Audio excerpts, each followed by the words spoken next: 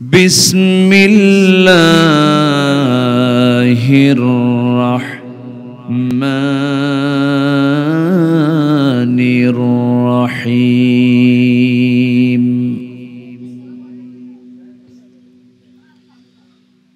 إن الذين آمنوا وعملوا الصالحات لهم جنات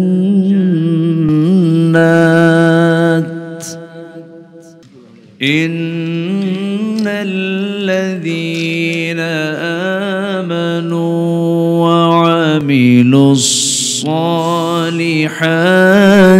لهم جنات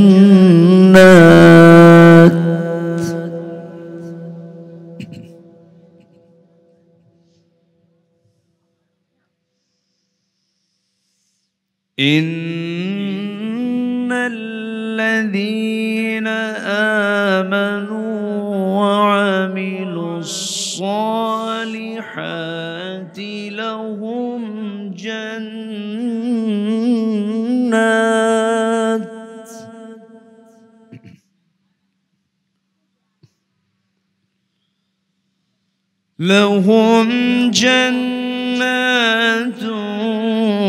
تجري من تحتها الأنهار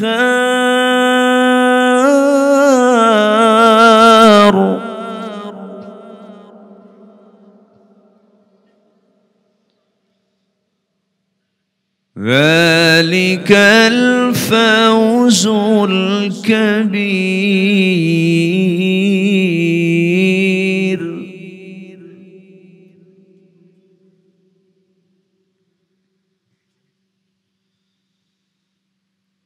إن بطش ربك لشديد إنه هو يبدئ ويعيد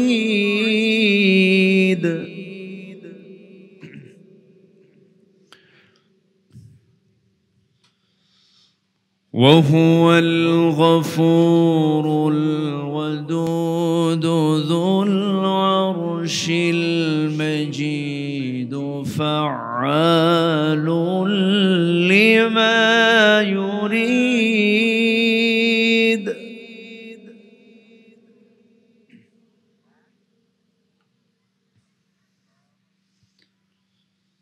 هل أتاك حديث الجنود فرعون وثمود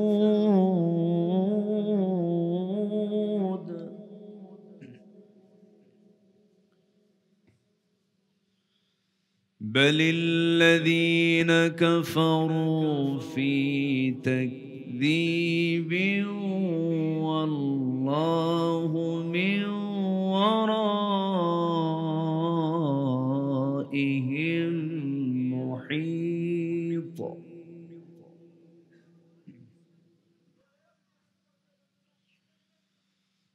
بل هو قرآن مجيد في لوح محفوظ.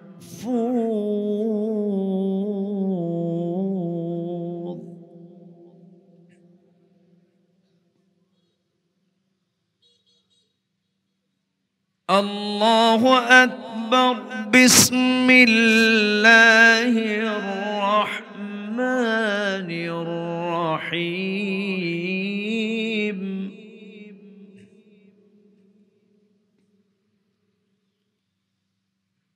إن الله وملائكته يصلون على النبي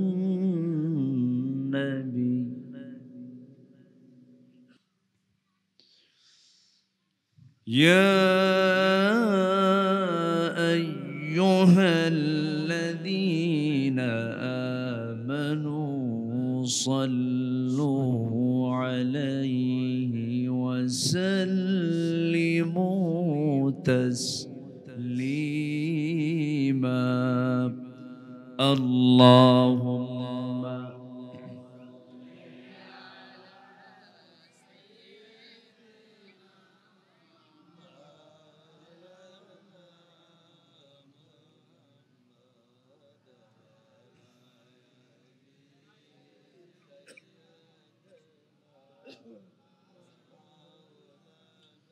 একটু মোহাব্বত দিয়ে নবীর প্রেমে মাতোয়ারা হয়ে জবান খুলে আওয়াজ দিয়ে সবাই বলুন আল্লাহুম্মা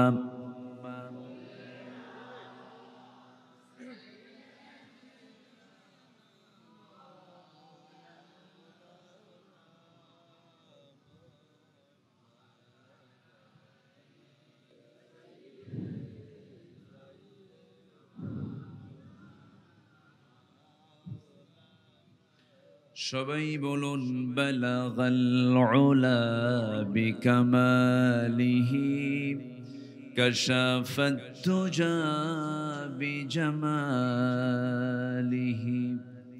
حسنت جميع خصاله سلوا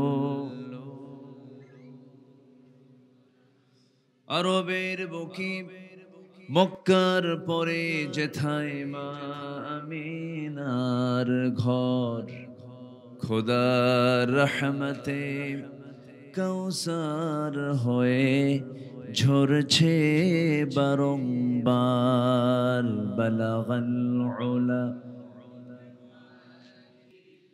كشفت الدجى بجماله حسنت جميع خصاله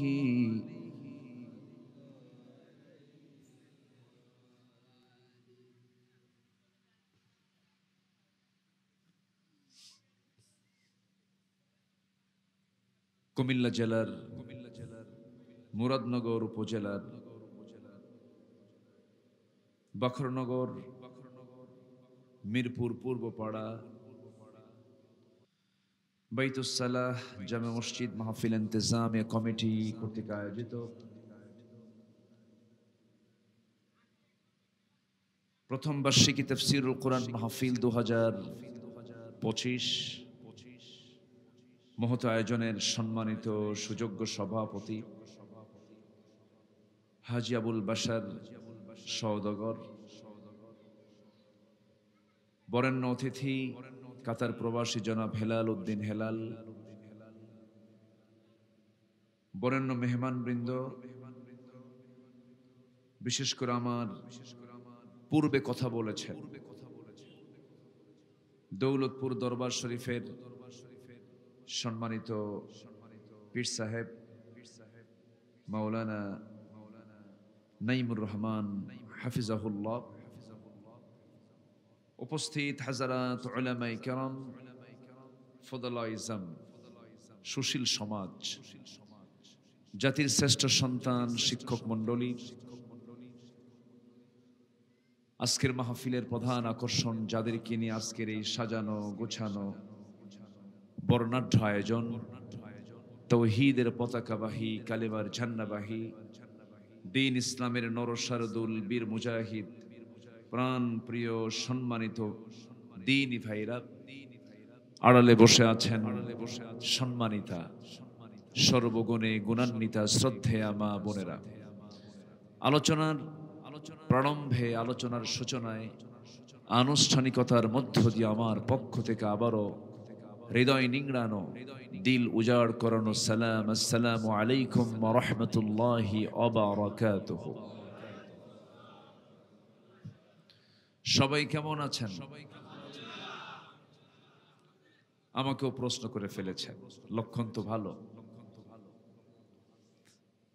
পারস্পরিক মহাব্বত তো আমাদের বৃদ্ধি সময়ের দাবি। শুধুমাত্র যদি আজকে মুসলমানদের মাঝে যদি রুহামা উবাইনাহুম, যদি মহাব্বতটা যদি থেকে যেত আগের মতো, তাহলে বাইতুল মুকাদ্দাস আজকে ওদের নিয়ন্ত্রণে যাওয়ার কথা ছিল না। শুধুমাত্র মুসলমানদের পারস্পরিক ভ্রাতৃত্ববোধ না থাকার কারণে, ভ্রাতৃত্বের চরম সংকটের কারণেই আজকে মুসলমানদের এই চরম দুর্দশা আমরা দেখতে পাচ্ছি। যদি আজকে 56টি মুসলিম জনপদ, মুসলিম রাষ্ট্র, যদি 180 কোটি মুসলমানের যারা প্রতিনিধিত্ব করছেন, 56টি মুসলিম রাষ্ট্র যদি, রাষ্ট্রপ্রধানরা যদি এক কাতারে যদি সামিল হতেন, গোটা পৃথিবীর নেতৃত্বে আজকে মুসলমানরাই থাকতো। তাহলে আমাদের সংকট মূলত হচ্ছে আমাদের ভ্রাতৃত্বের সংকট। সে সময় আমাকে প্রশ্ন করেছেন, আপনি কেমন আছেন? এ তো মুহাব্বতের লক্ষণ। আমিও ভালো আছি, আলহামদুলিল্লাহ। সম্মানিত ভাইয়েরা, তবে সেই দিন পরিপূর্ণ ভালো থাকবো যেদিন আমরা দেখতে পাবো এই সবুজ ভূখণ্ডে কালিমার পতাকা বিজয়ী বেশে উড্ডীন হয়েছে। জোরে বলি ইনশাআল্লাহ। আমরা আসতে পেরেছি জান্নাতের টুকরায়, বসতে পেরেছি রহমতের বরকতের এমন একটি সুন্দর জালসায়। শুকর আদায় করছি, মুহাব্বতান বলে উঠছি আলহামদুলিল্লাহ।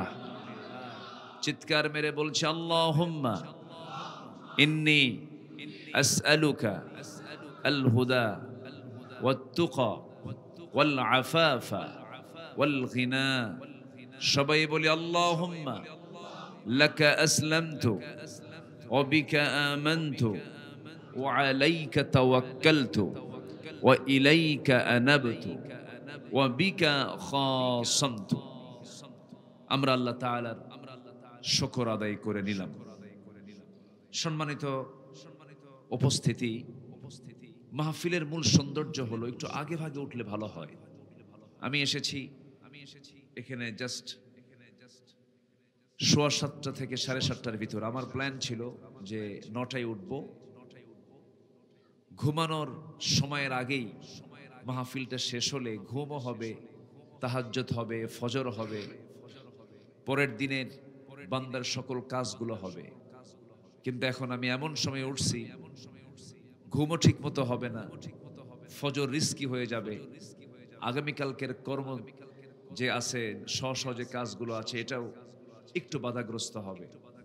কিন্তু এই মাহফিল আমার দেশে এরকম ভাবেই চলে আসছে যুগ যুগ ধরে। এখানে তো আমি মোটামুটি 10:30টায় মাইক পাইলাম। ময়মনসিংহে একটা মাহফিল ছিল আমার কয়েক বছর আগে। আমি গেলাম মাহফিলে 7টা-8টার দিকে। বললো, হুজুর খাওয়া দাওয়া কইরা? লেপ দিলাম, কম্বল দিলাম, ঘুমান। তো বললাম, আমি উঠবো কখন? হুজুর গত বছর প্রধান মেহমান যে সময় উঠছে তার চেয়ে 1 ঘন্টা আগে উঠবে। আমারে ডাক দিল মাত্র রাত 3টায়। রাত কয়টায়? তো বললাম যে গত বছর প্রধান মেহমান কয়টায় উঠছিলেন? হুজুর 4টায় উঠছিলেন। আপনি এবার 1 বছর 1 ঘন্টা এবছর আগে উঠলেন।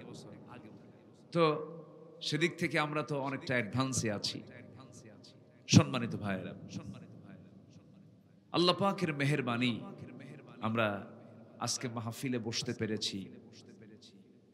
ঠিক যেদিন আমার অন্য ভাইদের, এদেশের সংখ্যালঘু আমাদের হিন্দু ভাইদের দুর্গা পূজাও শুরু হয়েছে আজকের থেকে। আমরা ধর্ম সহিষ্ণু, আমরা উগ্র নই। 1000 বছরের ইতিহাস। আমার দেশের হিন্দু ভাইয়েরা আমাদের সাথে ভাইয়ের মতোই চলাফেরা করে। আসতে কন কেন? আমরা হিন্দু ভাইদের সাথে ব্যবসাও করি, তাদের দোকানের মালামাল আমরা কিনি, তারাও কেনে।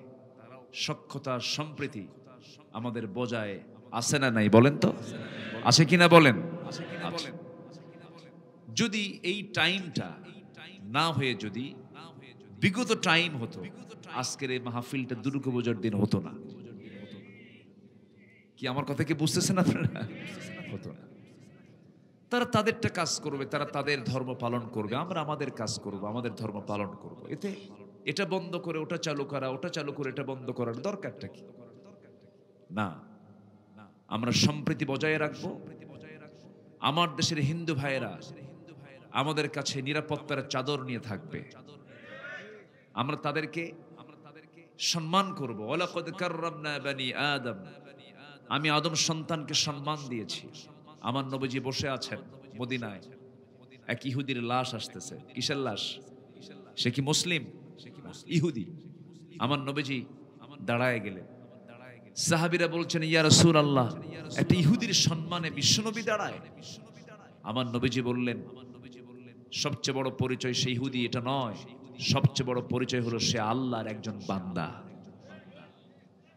মানুষকে সম্মান করতে হবে, মানুষকে মর্যাদা দিতে হবে। মালুহু ওয়া আরদুহু, পরস্পর পরস্পরে হারাম হচ্ছে, কারো সম্মান নিয়ে খেলা উচিত নয়। রক্তে নিয়ে নয়, সম্পদ নিয়ে নয়। রক্ত, আরদুহু, মালুহু, জীবন, দামুহু, রক্ত, সম্পদ এবং জীবন, সম্মান, এই তিনটা পরস্পর পরস্পরের জন্য হারাম করা হয়েছে। কেউ কারো সম্পদে হানা দিতে পারবে? ইসলাম এগুলো অধিকার দিয়ে দিয়েছে। কোনো টেনশন নাই। দুর্গাপূজা দুর্গাপূজা চলবে, মাহফিল মাহফিলের জায়গায় চলবে, কোনো সমস্যা নাই। বলি আলহামদুলিল্লাহ, জোরে বলি আলহামদুলিল্লাহ। সম্মানিত ভাইয়েরা, আসুন, আমি খুব বেশি লম্বা সময় নেব না, তবে আমি প্রথমেই বলে দিচ্ছি, কিছু শুনে নিচ্ছি। আমি যতক্ষণ আছি আমাকে সময় দেবেন তো? কারো কোনো কষ্ট নেই তো? আপনাদের এখানে থাকার মুরাদ কতক্ষণ, ইরাদা কতক্ষণ বলেন? এই থানার নাম কি, উপজেলার নাম কি? মুরাদ। মুরাদ মানে কি জানেন? এরাদা, ইচ্ছা। তাহলে মুরাদনগরের এরাদা মাহফিলের শেষ পর্যন্ত থাকতে হবে। জোরে বলি ইনশাআল্লাহ। আল্লাহ কবুল করুন, জোরে বলি আমিন। আমরা জাগতিক জীবনে চলতে গিয়ে আমরা ব্যর্থতা খুঁজি না সফলতা খুঁজি বলেন তো? আমরা কি ফেল করতে চাই কেউ? আমরা পাশ করব কেমনে, সফল হব কেমনে? প্রবাসে যাই, ব্যবসা করি, বাণিজ্য করি, কত কাজ করি। আমাদের মূল লক্ষ্য হচ্ছে আমরা কি পরাজিত হওয়ার জন্য না সফল হওয়ার জন্য? সফল হওয়ার জন্য। তো সফলতার কিছু উপায় আছে। আল্লাহ পাক বান্দাকে সফলতার কিছু উপায় বলে দিয়েছেন। আমি সূরাতুল বুরুজ থেকে আমি মাঝের দিকের একটা আয়াত শেষ পর্যন্ত আমি শেষ করেছি, 12 থেকে শেষ পর্যন্ত আমি তেলাওয়াত করেছি। এই তেলাওয়াতকৃত আয়াতগুলোকে সামনে রেখে সফলতার উপায় কি, কোরআন কি বলে, এই বিষয়ে কিছু কথা বলতে চাচ্ছি। ওমা তৌফিকি ইল্লা বিল্লাহ আলাইহি তাওয়াক্কালতু ওয়া ইলাইহি উনীব, 11 থেকে 22 পর্যন্ত আমি আয়াতগুলো আমি তেলাওয়াত করেছি। সম্মানিত ভাইয়েরা, কোরআন শোনার জন্য ধৈর্য লাগে। এখানে বসে আছি, মিস্টার ইবলিস তো মনে হয় এখানে চেনে না নাকি? আসতে বলে, এই এলাকায় মনে হয় ইবলিস কোনোদিন আসে নাই। মানুষ আছে যেখানে, ইবলিস আছে সেখানে। ইবলিস শুধু এখানে না, আমাদের সবার বাবা, সবার পিতা, যাকে আল্লাহ পাক প্রথম বানিয়েছেন মানুষ করে, তিনি কে? তিনি কি প্রথমে দুনিয়াতে আসছিলেন? কোথায় ছিলেন? জান্নাতে। একা না সাথে আরেকজন ছিল? তিনি কে? আমাদের মা। তাহলে আমাদের বাবা, আমাদের মা প্রথম বাসিন্দা দুনিয়ার না জান্নাতের? তো জান্নাত থেকে তারা দুনিয়াতে আসলেন কেন? বের হয়ে আসলেন। তো কে গেছিল সেই জায়গায়? বলেন বলেন। তাহলে ইবলিস জান্নাতও চেনে। তাহলে ইবলিস যদি জান্নাত চেনে, মুরাদনগর চেনে না? চেনে কিনা বলেন? এখানে ইবলিসের মূল টার্গেট কি জানেন? এখানে শয়তান টার্গেট করছে যে এই লোকগুলোকে কেমনে উঠানো যায়, এটা চোর টার্গেট। আর বান্দার চ্যালেঞ্জ হচ্ছে না, কোনো ক্রমেই না। বরকতের জায়গায় বসেছি, শেষ পর্যন্ত বরকত নিয়েই এখান থেকে উঠবো। জোরে বলি ইনশাআল্লাহ। জি, আমরা সোজা আলোচনার দিকে চলে যাচ্ছি। আমরা ব্যর্থ হতে চাই না সফল হতে চাই? বলুন, সফল না ব্যর্থ? সফল। কিসের সফলতা? বড় একটা ইন্ডাস্ট্রিজের মালিক হয়েছি, সফল নাকি? হ্যাঁ, আমেরিকার সিটিজেনশিপ পেয়েছি, গ্রিন কার্ড পেয়েছি, সফল। সম্পদ দিয়ে যদি সফল হওয়া যায়, এটা সালমান এফ রহমানের দিকে তাকান, শীত হয়ে পড়ে আছে জেলখানায়। হাজার হাজার কোটি টাকার মালিক, হ্যাঁ, বাঁচার জন্য নবীজির সুন্নাত দাড়িটা পর্যন্ত কাটলো। জানেন না, আপনারা জানেন না? মাথার সাদা চুল কালো বানালো, কি সুন্দর তার চেহারা, আপাত মস্তক সব সাদা, চুল সাদা, দাড়ি সাদা, জামা সাদা, পাজামা সাদা, জুতা সাদা, মনে হলো আসমান থেকে জিব্রাইল নামছে। সেই লোকটা দুনিয়াতে বাঁচার জন্য আমার নবীর দাড়িটা কেটে ফেললো, মাথার চুলটা কালো বানালো, লুঙ্গি পরলো, গেঞ্জি পরলো, ভুল করে আবার নৌকায় চললো। ভুল করে আবার কোথায় চড়ছে? নৌকায় চল, ধরা পড়লো। সম্মানিত ভাইয়েরা, নাপা, এই নামটা কে না জানেন? প্যারাসিটামল গ্রুপের নাপা, এটা বেক্সিমকো সালমান এফ রহমানের কোম্পানির।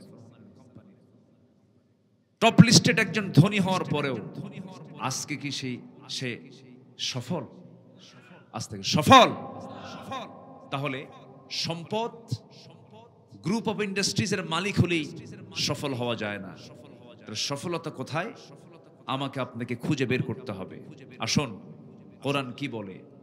9টি উপায় আল্লাহ পাক কোরআনের বিভিন্ন জায়গায় বলেছেন। 9টা আমি আর্টিকেল নিয়ে, 9টা পয়েন্ট নিয়ে আমি কিছু কথা খুব সংক্ষিপ্ত সময়ের ভিতরে সামারাইজ করে শেষ করার চেষ্টা করব।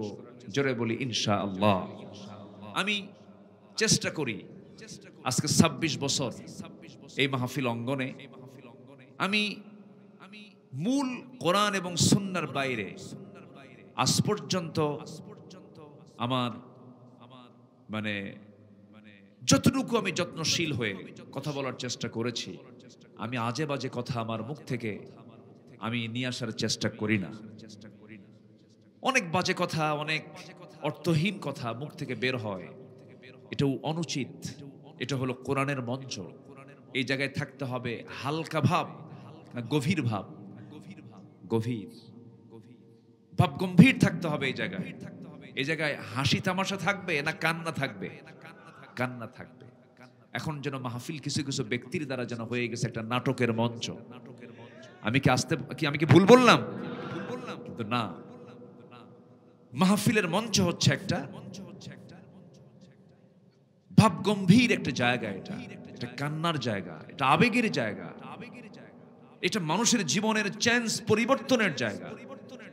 আমরা এই স্বকীয়তা বজায় রাখার চেষ্টা করব। জোরে বলি ইনশাআল্লাহ।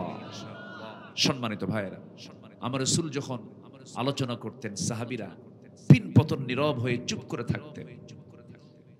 উড়ন্ত পাখি এসে মাথায় বসতো, টের পেত না এটা মানুষ না গাছ। এটা হলো কোরআনের মাহফিলের বৈশিষ্ট্য। বলি আলহামদুলিল্লাহ। তারা সফল কারা? এখানে যারা আজকে আসছেন তারা কি ব্যর্থ না সফল? বলেন ব্যর্থ না সফল? ব্যর্থ হওয়ার, পরাজিত হওয়ার জায়গাও আছে না নাই? আছে।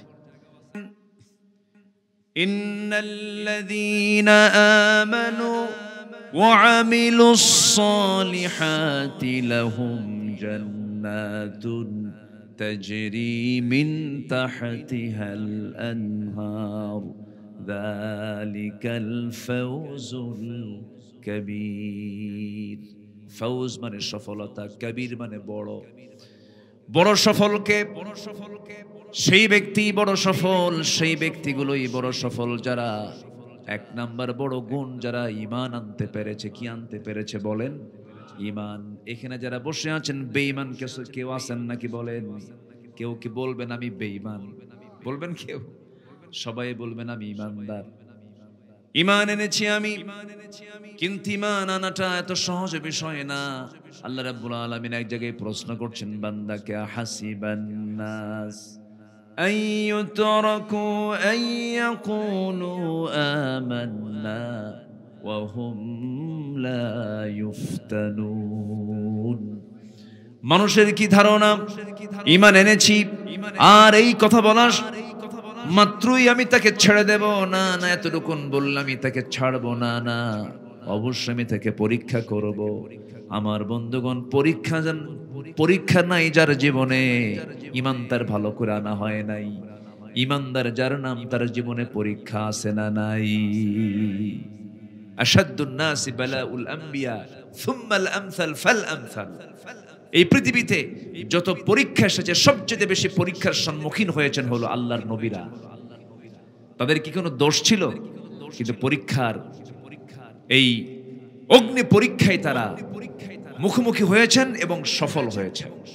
অর্থাৎ ইমানদার যার নাম, তার জীবনে অবশ্যই বালা মুসিবত পরীক্ষা আছে না নাই? আছে। অসুখ হলে পরে মন খারাপ করা যাবে না। অসুখ, আল্লাহর নবীরাও অসুখের দ্বারা আক্রান্ত হয়েছেন। আইয়ুব আলাইহিস সালাতু ওয়াস সালাম কুষ্ঠ রোগ ছিল 18 বছর। তাহলে নবীদের কি অসুখ ছিল না? ছিল। অনেকের অসুখ হলে আরেকজন কয় তোর তো অসুখ হবে, তুই কি ভালো মানুষ? মানে উনি আরেকজন বুজুর্গ হয়ে বসে আছে।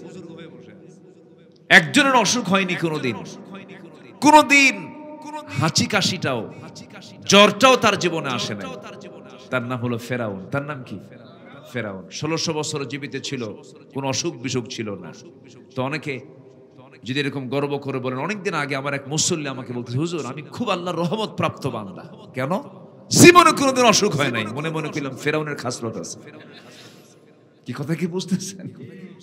অসুখ বিসুখ হওয়া ভালো।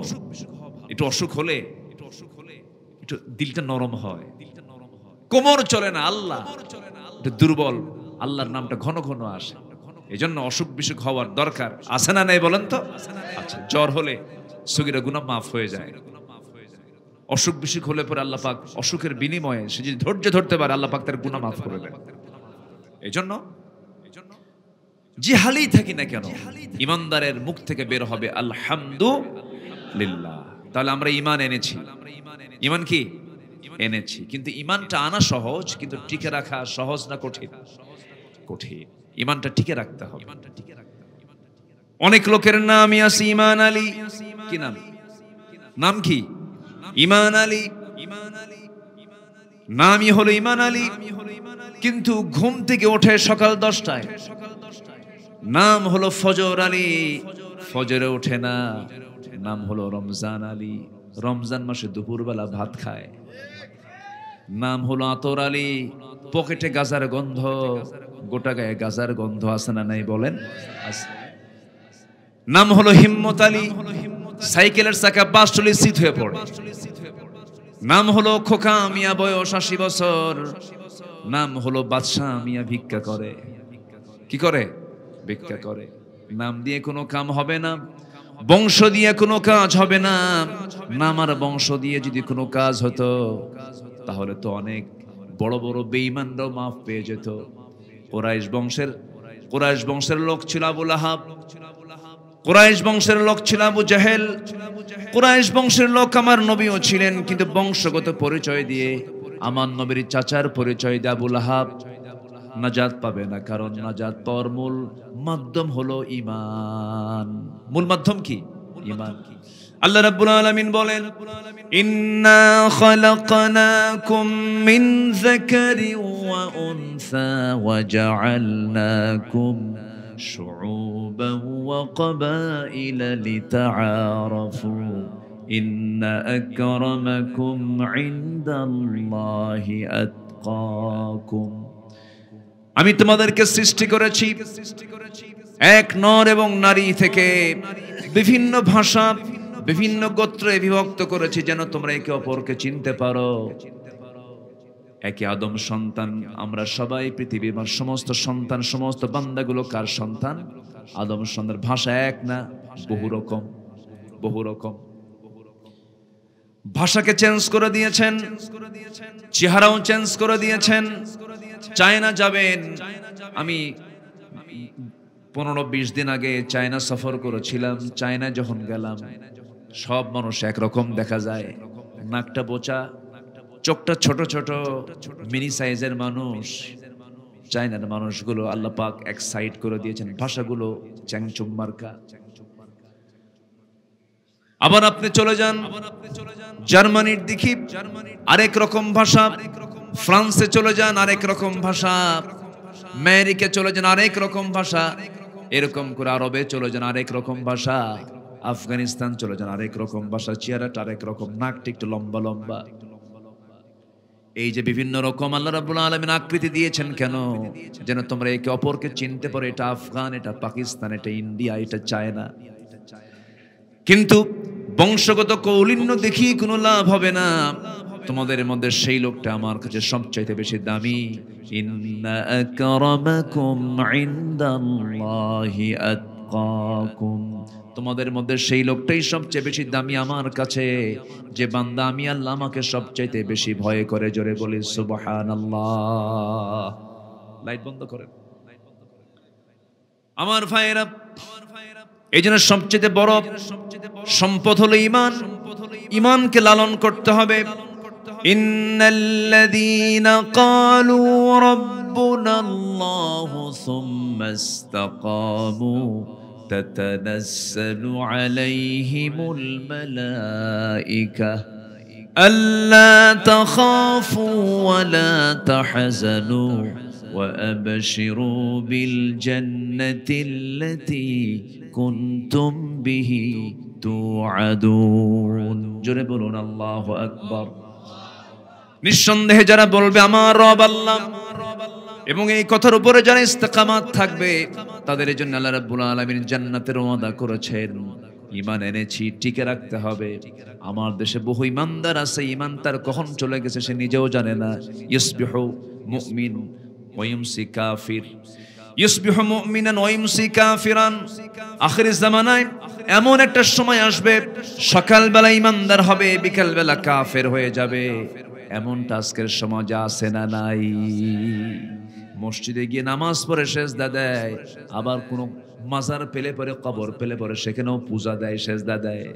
আছে কিনা বলেন? তাহলে ঈমান থাকলো না গেল? সেজদার জায়গা একমাত্র কার কাছে? আসতে বলবেন না কার কাছে? এই তো কয়েকদিন আগে আমার ফ্যামিলি গতকালকে এসেছে, আমি দুদিন আগে মদিনা মুনাওয়ারা থেকে এসেছি। পৃথিবীর শ্রেষ্ঠ কবর হলো মাকবারা, হচ্ছে মাকবারাতুন নবী সাল্লাল্লাহু। আমার নবীর কবরকে কি মাজার বলে কেউ? ওখানে লেখাও নাই, কিন্তু ওখানে লেখা আছে মাকবারাতুর রাসূল, মাকবারাতুন নবী, নবীজির কবর। এবং রাসূল সালামও শিখিয়েছেন, আসসালামু আলাইকুম ইয়া আহলাল কুবুর। কি ইয়া আহলাল মাজার আছে নাকি? আসসালামু আলাইকুম ইয়া আহলাল কুবুর না মাজার? তাহলে হাদিসের পরিভাষা হচ্ছে, আপনি কোন কবর দেখলে পরে তাকে সালাম দিবেন, কবরবাসীকে লক্ষ্য করে সালাম দিবেন। সেখানে কিন্তু মাজার শব্দটা নাই। আমার নবীর কবরের নামও মাকবারা। আবার মাকবারাতু বাকি, বাকি গোরস্থান, ওটাও মাকবারা, মাকবারাতুল মুআল্লা। কিন্তু আমার দেশে সহ সাবকন্টিনেন্টে এই মাজার শব্দটা চলে এসেছে, যেটা আমার নবীর কবরেও এই শব্দটা উচ্চারণ হয় না। আমি ওইদিকে যাব না, আমি ফতুয়ার দিকে যাব না, আমি ফিতনা চাই না, ফিতনা আমরা করতে যাব না। শুধু এতটুকুন বলবো, আমরা ক্ষুদ্র ক্ষুদ্র বিষয়কে তর্কের মধ্যে নিয়ে এসে বৃহত্তর ভ্রাতৃত্ব আমরা নষ্ট করতে চাই না, কিন্তু আমরা শিরকের ধারে পাশে আমরা যাব না। জোরে বলি ইনশাআল্লাহ, জোরে বলি ইনশাআল্লাহ। আমার কষ্ট হচ্ছে, আমার মনে অফ করে দেন, ডিস্টার্ব হয়। জি, তাহলে ঈমান ধ্বংস হয়ে যাবে, ঈমান নষ্ট হয়ে যাবে শিরক আসলে পরে, কুফর আসলে পরে, বিদআত আসলে পরে। তাহলে আমার ঈমানটা রাখতে হবে ভেজাল না নির্ভেজাল? বলেন, ভেজাল না নির্ভেজাল? ফ্রেশ ঈমান রাখতে হবে। মানুষের দেহে যেমন ক্যান্সার হয়, ঈমানেরও তেমন ক্যান্সার কিছু আছে। এর মধ্যে ঈমানের ক্যান্সার হলো এই যে শিরকের কাজগুলো করা হয়, এগুলো হচ্ছে ঈমানের ক্যান্সার। এই ক্যান্সার থেকে আমাদের ঈমানকে আমরা বাঁচানোর চেষ্টা করব, বাঁচাবো। জোরে বলি ইনশাআল্লাহ। সম্মানিত ভাইয়েরা, আমি সেখানে গেলাম এই তো 4-5 দিন আগে। এই পৃথিবীতে একটা জায়গা আছে, যে জায়গাটা হলো জান্নাতের টুকরা। সুবহানাল্লাহ বলবেন না? বলেছেন মুহাম্মদ সাল্লাল্লাহু আলাইহি ওয়াসাল্লাম, জান্নাতের টুকরা। রাসূল নিজে বলেছেন, মিন বাইতি ওয়া মিনবারি রাওদাতুম মিন রিয়াদিল জান্নাহ। আমার ঘর আর ওই যে মিম্বার, এর মাঝে যে জায়গাটুকু আছে, এটা হলো জান্নাতের টুকরা। এই জায়গায় সবাই যেতে চায়। আমি দোয়া করি আল্লাহ পাক আপনাদের সবাইকে সে জায়গায় যাওয়ার তৌফিক দান করুন। এটা জোরে বলি আমিন। তো সেখানে ঢুকলাম, দেখলাম কবরের আশপাশ সব কিছু লক্ষ্য করলাম, কোনো শিরকের গন্ধ নাই। কেউ নবীর কাছে চায় না। নবী যার কাছে চান, তার উম্মতরা তার কাছে চাই। তিনি কে? আসতে বলবেন না, তিনি কে? শুধু আমাদের এতটুকু দায়িত্ব, আমরা তাকে সালাম দেব, আমরা তার প্রতি দরুদ পড়ব, কিন্তু নবীর কাছে চাওয়ার কোনো অধিকার কোনো বান্দার নাই। বান্দার কাছে চাবে না, বান্দা চাবে কার কাছে? বান্দা চাবে কার কাছে? আল্লাহর কাছে। এইটুকুন তফাৎ, এটা মাথায় রাখতে হবে। কোন কবরে যদি ফুল দেওয়া জায়েজ হতো, গোটা পৃথিবীর সব ফুলকে জমা হতো আগে নবীর কবরে। আমি কোনো ফুল পাইনি, সেখানে একটা ফুলও নাই, কোন পুষ্পস্তবক অর্পণ নাই। আপনি কোন ছাতামাতা হইলেন? আপনি কোন বিশেষ ব্যক্তি হলেন যা আপনার কবরে ফুল দেওয়া লাগে? এগুলো সম্পূর্ণ শিরকের কাজ, পশ্চিমাদের কাজ। মুসলমান তার ঈমান নষ্ট করতে পারে না, কখনো নয়। রাগ করতেছেন নাকি? রাগ করা যাবে না, আমি দরদ নিয়ে বলছি। সম্মানিত ভাইয়েরা, আল্লাহ পাক কেমন করে যেন একটা সুযোগ করে দিলেন। একদম প্রথম কাতারে ইমাম ফজরের নামাজে দাঁড়িয়েছেন, তার ঠিক প্রথম কাতারে, তারপরেই আল্লাহ পাক আমাকে সেখানে বসার তৌফিক দিলেন। বসলাম, ফজরের আজান শেষ হলো, নামাজে দাঁড়ালাম। আহারে, নবীর কত হাঁটা হয়েছে সেই জায়গা দিয়ে। ঘর থেকে বের হয়েছেন, আম্মা জান আয়েশার ঘর থেকে বের হয়ে মিম্বারে দাঁড়িয়েছেন, নামাজ পড়িয়েছেন। নবীজির স্মৃতিচারণ করছিলাম। নবীজি মদিনার মানুষ না মক্কার মানুষ?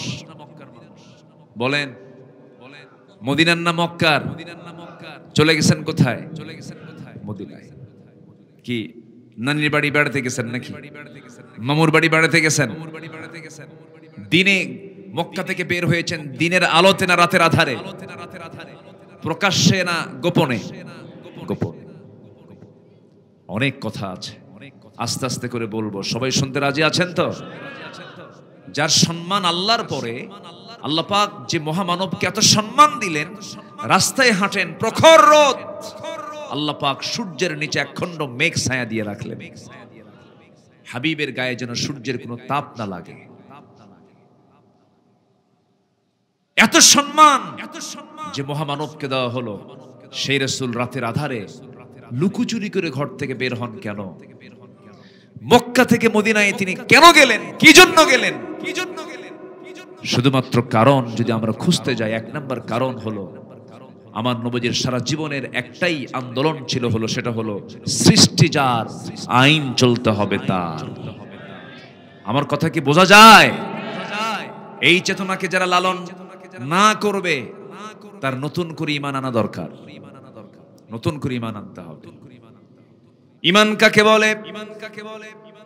আমি আল্লাহকে মানলাম, রাসূলকে মানলাম, আখিরাতকে মানলাম, পরকালকে বিশ্বাস করলাম, ফেরেশতাকে মানলাম, কোরআনকে নামাজের মধ্যে মানলাম, কিন্তু কোরআনকে আমি রাজনীতির ময়দানে মানলাম না, কোরআনকে আমি প্রশাসনে মানলাম না, কোরআনকে আমি রাষ্ট্রনীতিতে মানলাম না, রাসূলকে আমি ব্যক্তিগত জীবনে মানলাম, রাসূলকে আমি মিষ্টি খাওয়াতে মানলাম, রাসূলকে আমি নামাজে মানলাম, রাসূলকে আমি রোজায় মানলাম, কিন্তু রাসূল যে রাষ্ট্রনায়ক ছিলেন, রাষ্ট্র জীবনে রাসূলকে আমি মানলাম না। আপনি উম্মত হতে পারেন না, আপনি হচ্ছেন এক নাম্বার ভণ্ড প্রতারক। রাসূলকে মানতে হবে এক জায়গায় না সব জায়গায়?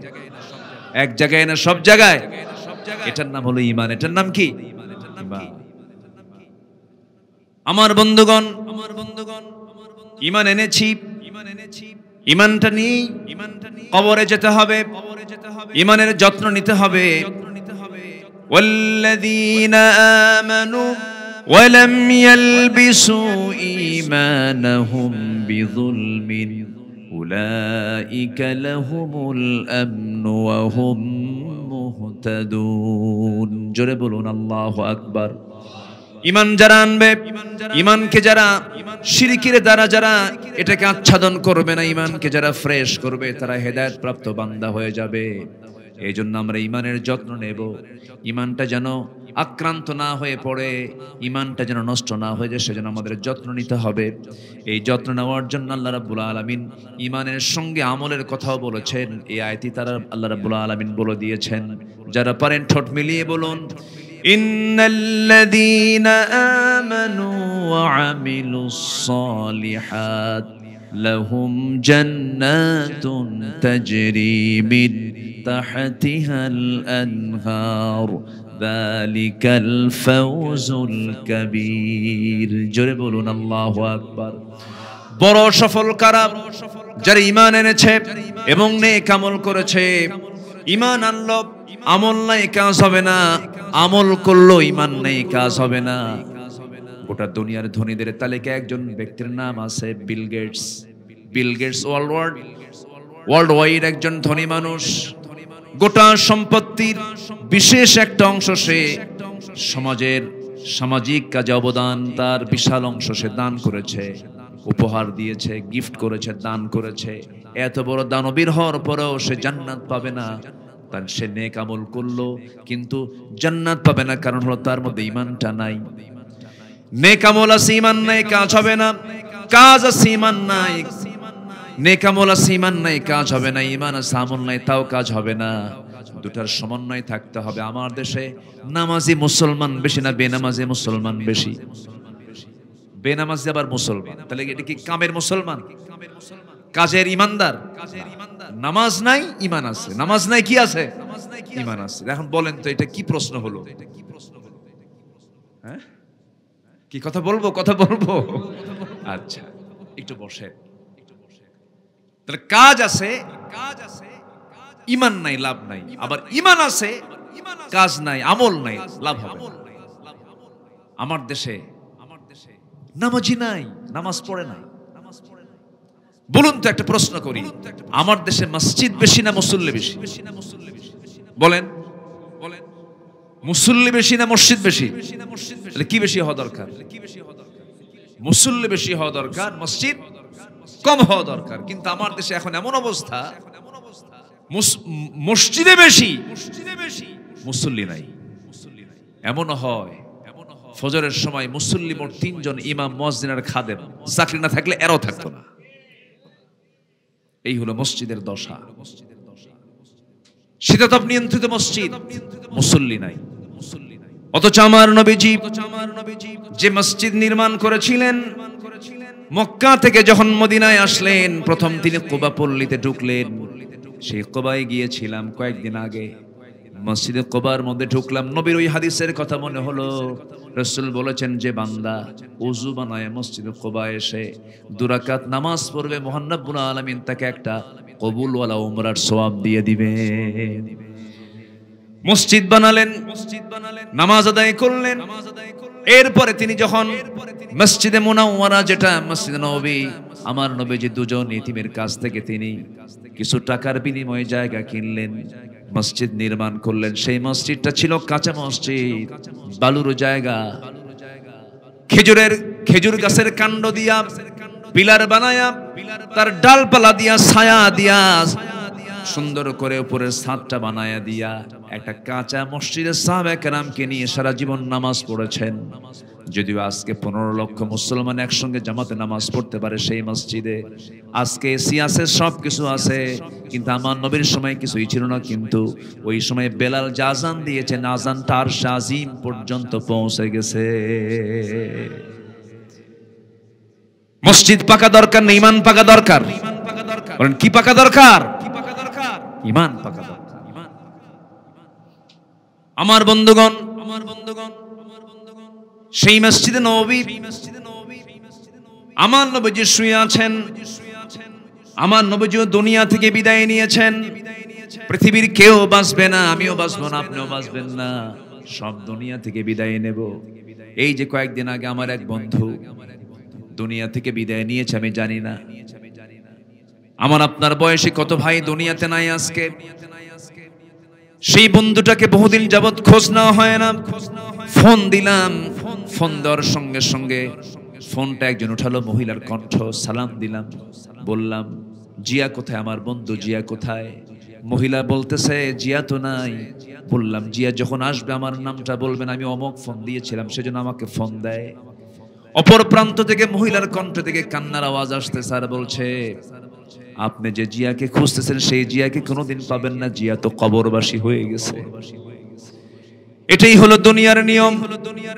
কেউ বাঁচার জন্য আসি নাই। আমিও যাব, আপনিও যাবেন। রাসূল দুনিয়া থেকে বিদায় নিয়েছেন, নবীজি দুনিয়া থেকে বিদায় নিয়েছেন। রাসূলকে বলা হলো হুজুর আপনি বলুন তো সবচেয়ে চালাক লোকটাকে? রাসূল বলছেন সবচেয়ে চালাক লোক হলো যে মৃত্যুর কথা বারবার স্মরণ করে। আকিয়া সুন্নাস হাজামুন নাস ক্বালা আকসারুকুম যিকরাল লিল মাউত ওয়া আকসারুহুম ইসতিআদাদা। সবচেয়ে বেশি চালাক লোকটা সেই যে মৃত্যুর কথা বারবার স্মরণ করে। মৃত্যুর চিন্তা আছে যার, তার দ্বারা কোনোদিন হারাম কাজ হতে পারে, হারাম কাজ ঘটতে পারে, ঘটতে পারে না। আমার ভাইরা, মানুষ ভালো হবে, মানুষ আল্লাহওয়ালা হবে। প্রশাসনের কোনো ভয় দেখে নয়, দুনিয়ার কোন আইন দেখে মানুষকে কখনো ভালো করা যাবে না। মানুষ ভালো হবে দুনিয়ার প্রশাসনের ভয়ে না আল্লাহর ভয়ে? দুনিয়ার ভয়ে না আখিরাতের ভয়ে? আখিরাতের ভয়ের জন্য আমাদের থাকতে হবে দুনিয়ার ভয় না আখিরাতের ভয়। বলেন বলেন, মানে কিসের ভয়? কিসের ভয়? আখিরাতের ভয়। এই জন্য আল্লাহর কাছে দুটাই চাইতে হবে। যারা পারেন ঠোঁট মিলে আমার সঙ্গে বলুন রব্বানা আতিনা ফিদ দুনিয়া হাসানাতাও ওয়া ফিল আখিরাতি হাসানাতাও ওয়া কিনা আযাবান নার। দুনিয়ারও কল্যাণ দরকার, দুনিয়ার হাসানা দরকার, আখিরাতও হাসানা দরকার, কিন্তু আখিরাতকে বিক্রি কখনো করা যাবে না। আখিরাতকে ঠিক রাখতে হবে। দুনিয়াটা আমার শেষ হয়ে যাক, কিন্তু আখিরাতকে কখনো নষ্ট করা যাবে না। আখিরাতকে বিক্রি করে দেওয়া যাবে না, আখিরাতকে ধ্বংস করে দেওয়া যাবে না। আমার বন্ধুগণ, আমার নবীজি দুনিয়া থেকে বিদায় নিয়েছেন। সবাইকে দুনিয়া থেকে বিদায় নিতে হবে, সব নবীরাও দুনিয়া থেকে বিদায় নিয়েছেন।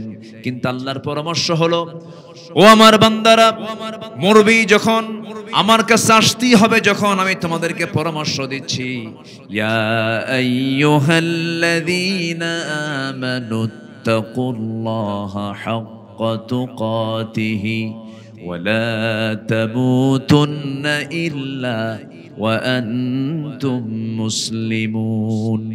ঈমানদারেরা, তোমরা আল্লাহকে যথাযথভাবে ভয় করো এবং মৃত্যুবরণ করো না। ঈমান মুসলমান না হওয়া পর্যন্ত মৃত্যুবরণ করো না। আমাকে আপনাকে প্রস্তুতি নিয়ে দুনিয়া থেকে বিদায় হতে হবে। এই দুনিয়া থেকে যখন বিদায় হব, সবার জীবনে একটা ফেরেশতার মুখোমুখি হতে হবে, তার নাম হলো মালাকুল মাউত। মালাকুল মাউত আছে না নাই? আসতে বলবেন না, আছে না নাই? মালাকুল মাউত জান কবজ করার জন্য আসবে। বাপ চলে গেছে, বাবার জান কবজ হয়ে গেছে। মা চলে গেছে, মার জান কবজ হয়ে গেছে। ভাই চলে গেছে, ভাইয়ের জান কবজ হয়ে গেছে। আমার নবীজি মাঝে মাঝে কেঁদে কেঁদে উঠতেন। মৃত্যুর কথা চিন্তা করলে তিনি কাঁদতেন। আমার নবীজি সাহাবা একরামকে নিয়ে একদিন বসে আছেন। আমার রাসূল দুনিয়া থেকে বিদায় নেবেন, মৃত্যুর সময় চলে এসেছে, মৃত্যুর সময় ঘনিয়ে এসেছে। যখন তখন রাসূল দুনিয়া থেকে বিদায় নেবেন। বিদায় লগন যখন চলে আসলো, আমার নবীজি আম্মা জানা আয়েশা সিদ্দিকার ঘরে কাতরাচ্ছিলেন। প্রচন্ড জ্বর, প্রচন্ড মাথা ব্যথা, সাকরাতুল মউতের লক্ষণ চলে আসছে। আমার নবীজি তার দু হাতের অঞ্জলি ভরে পানি ভর্তি করে নিয়ে বারবার মুখে মারতেছেন, বারবার মুখে মারতেছেন আর বলছেন ইন্নাল মাউতা লাসাকারাত। মৃত্যুর যন্ত্রণা বড় ভয়ঙ্কর। আমার নবীজি দুনিয়া থেকে বিদায় নেবেন, সবার কাছ থেকে বিদায় নিচ্ছেন। আমার নবীজির একজন খাদেম ছিলেন আনাস বিন মালিক রাদিয়াল্লাহু তাআলা আনহু। নবীজির ইন্তেকালের পরেও তিনি 90 বছর বেঁচে ছিলেন। কত বছর বলেন? 90 বছর বেঁচে ছিলেন। 110 বছরও তিনি বেঁচে ছিলেন। এই আনাস বিন মালিক রাদিয়াল্লাহু তাআলা আনহু যখন তার 20 বছর বয়স, রাসূল দুনিয়া থেকে বিদায় নেবেন, চরম কষ্ট পাচ্ছিলেন। তার কষ্ট দেখে আনাস বিন মালিক তার সামনে থেকে সরে আসলেন, তার সামনে নাই। আমার নবীজি বলছেন সাহাবীরা, আমার কলিজার টুকরা আমার খাদেম আনাসকে দেখি না কেন? আমার খাদেম আনাস কোথায় গেছে? তন্ন তন্ন করে সাইয়েদনা ওমর ফারুক খুঁজে বের করে আনলেন। বের করে আনার পরে রাসূল বলছেন আনাস, আমার সামনে থেকে তুমি বারবার সরে যাও কেন? কষ্ট দিয়েছি বুঝি, আমারে মাফ করে দিও। রাসূল তার কাছ থেকে মাফ চাচ্ছেন। সাইয়েদনা আনাস বিন মালিক রাদিয়াল্লাহু আনহু চোখের পানি ফেলতে ফেলতে বলছেন, ইয়া রাসূলুল্লাহ, মাত্র 10 বছর বয়সে আপনার খেদমতের জন্য আমার মা আপনার সামনে আমাকে দিয়ে গেছেন। এই 10 বছর পর্যন্ত আমি আপনার সামনে বড় হয়েছি, কোন একটা দিন আপনি আমাকে কোনো কাজের হুকুম করলেন না, বরঞ্চ আপনি আমার উল্টা খেদমত করেছেন। আমার দাড়ির মোছ এখনো গজাই নাই, আমি খেদমত এখনো বুঝি নাই, কিন্তু আপনার মৃত্যুর পূর্বের এই চিত্র দেখে আমি সহ্য করতে না পেরে আমি ঘর থেকে বের হয়ে চলে গেছি। সেজদায় পড়ে পড়ে কেঁদে কেঁদে আমি আপনার জন্য দোয়া করছি, আল্লাহ মেহেরবানি করে আমার নবীর জীবনটা, হায়াতটা তুমি যুগ যুগ বাড়ায় দাও, আমি আনাস যেন আমি তার খাদেম হয়ে খেদমত করে যেতে পারি। আমার নবীজি বলছেন, আনাস রে, এমন দোয়া করে আর কোনো লাভ হবে না। মৃত্যুর যন্ত্রণার যে লক্ষণগুলো সব সিমটম আমার মধ্যে প্রকাশ পেয়ে গেছে, আমি দুনিয়া থেকে বিদায় নিয়ে নেব আনাস, আমি দুনিয়া থেকে বিদায় নিয়ে নেব। তবে আনাস, তোমার যে শখ, তুমি আমার খেদমত করে তৃপ্তি এখনো পাও নাই, এখনো তোমার তৃপ্তি শেষ হয় নাই। অতএব আমি আমার আল্লাহর কাছে বলবো, আল্লাহ জান্নাতের খাদেম হিসেবে তুমি আমার আনাসকে জান্নাতের ভিতরে আমার জন্য কবুল করে নিও। আমার নবীজি দুনিয়া থেকে বিদায় নিচ্ছেন, সব সাহাবীদের কাছ থেকে বিদায় নিচ্ছেন, এইরকম করে আমার নবী আম্মা জান আয়েশার কাছ থেকে বিদায় নিচ্ছেন। রাসূল দুনিয়া থেকে বিদায় নিয়া যখন তিনি মুমূর্ষ অবস্থায়, একবার হুঁশ একবার বেহুশ, হঠাৎ করে তার কানে আজান চলে আসলো। আমার নবী আজান শোনা মাত্রই তিনি বলছেন, ও আমার আয়েশা, আমার বেলাল তো আজান দিচ্ছে রে, মসজিদে না গেলে কেমন হয়? নিজের পায়ে শক্তি নাই, গায়ে শক্তি নাই, কিন্তু নামাজের প্রতি কি যত্নশীল রাসূল। সেই অসুস্থ শরীর নিয়েও তিনি ওঠার জন্য বারবার চেষ্টা চালাচ্ছিলেন, দাঁড়াতে নিয়েই মাথা চক্কর মেরে আবার পড়ে গেলেন। আম্মা জান আয়েশা বলছেন, ইয়া রাসূলুল্লাহ, আপনি জামাতে নামাজ পড়তে পারবেন না? রাসূল বলছেন, তাই তো মনে হচ্ছে, আমি আর মনে হয় জামাতে নামাজ পড়তে পারবো না। ওরে আমার আয়েশা, এই যে আমার কোমরটা কুঁজো হয়ে গেছে উহুদের খন্দকের পরীক্ষা খনন করতে গিয়া, আমি আমার আর কোমর নড়াতে পারি না। আমার নবীজির মৃত্যুর পূর্বে বিষক্রিয়া দেখা দিচ্ছিল, তাকে বিষ প্রয়োগ করা হয়েছিল, সেটার সিমটমও প্রকাশ পাচ্ছিল। নবীজির প্রচন্ড কষ্ট হচ্ছিল। নবীজি বলছেন, আয়েশা, আমি যেহেতু জামাতে নামাজ পড়তে পারছি না, একটু আমাকে ধরো তো, আমাকে নিয়ে যাও তো, আমি একটু নিজের চোখে দেখতে চাই আমার সাহাবীরা কেমন করে নামাজটা পড়ে।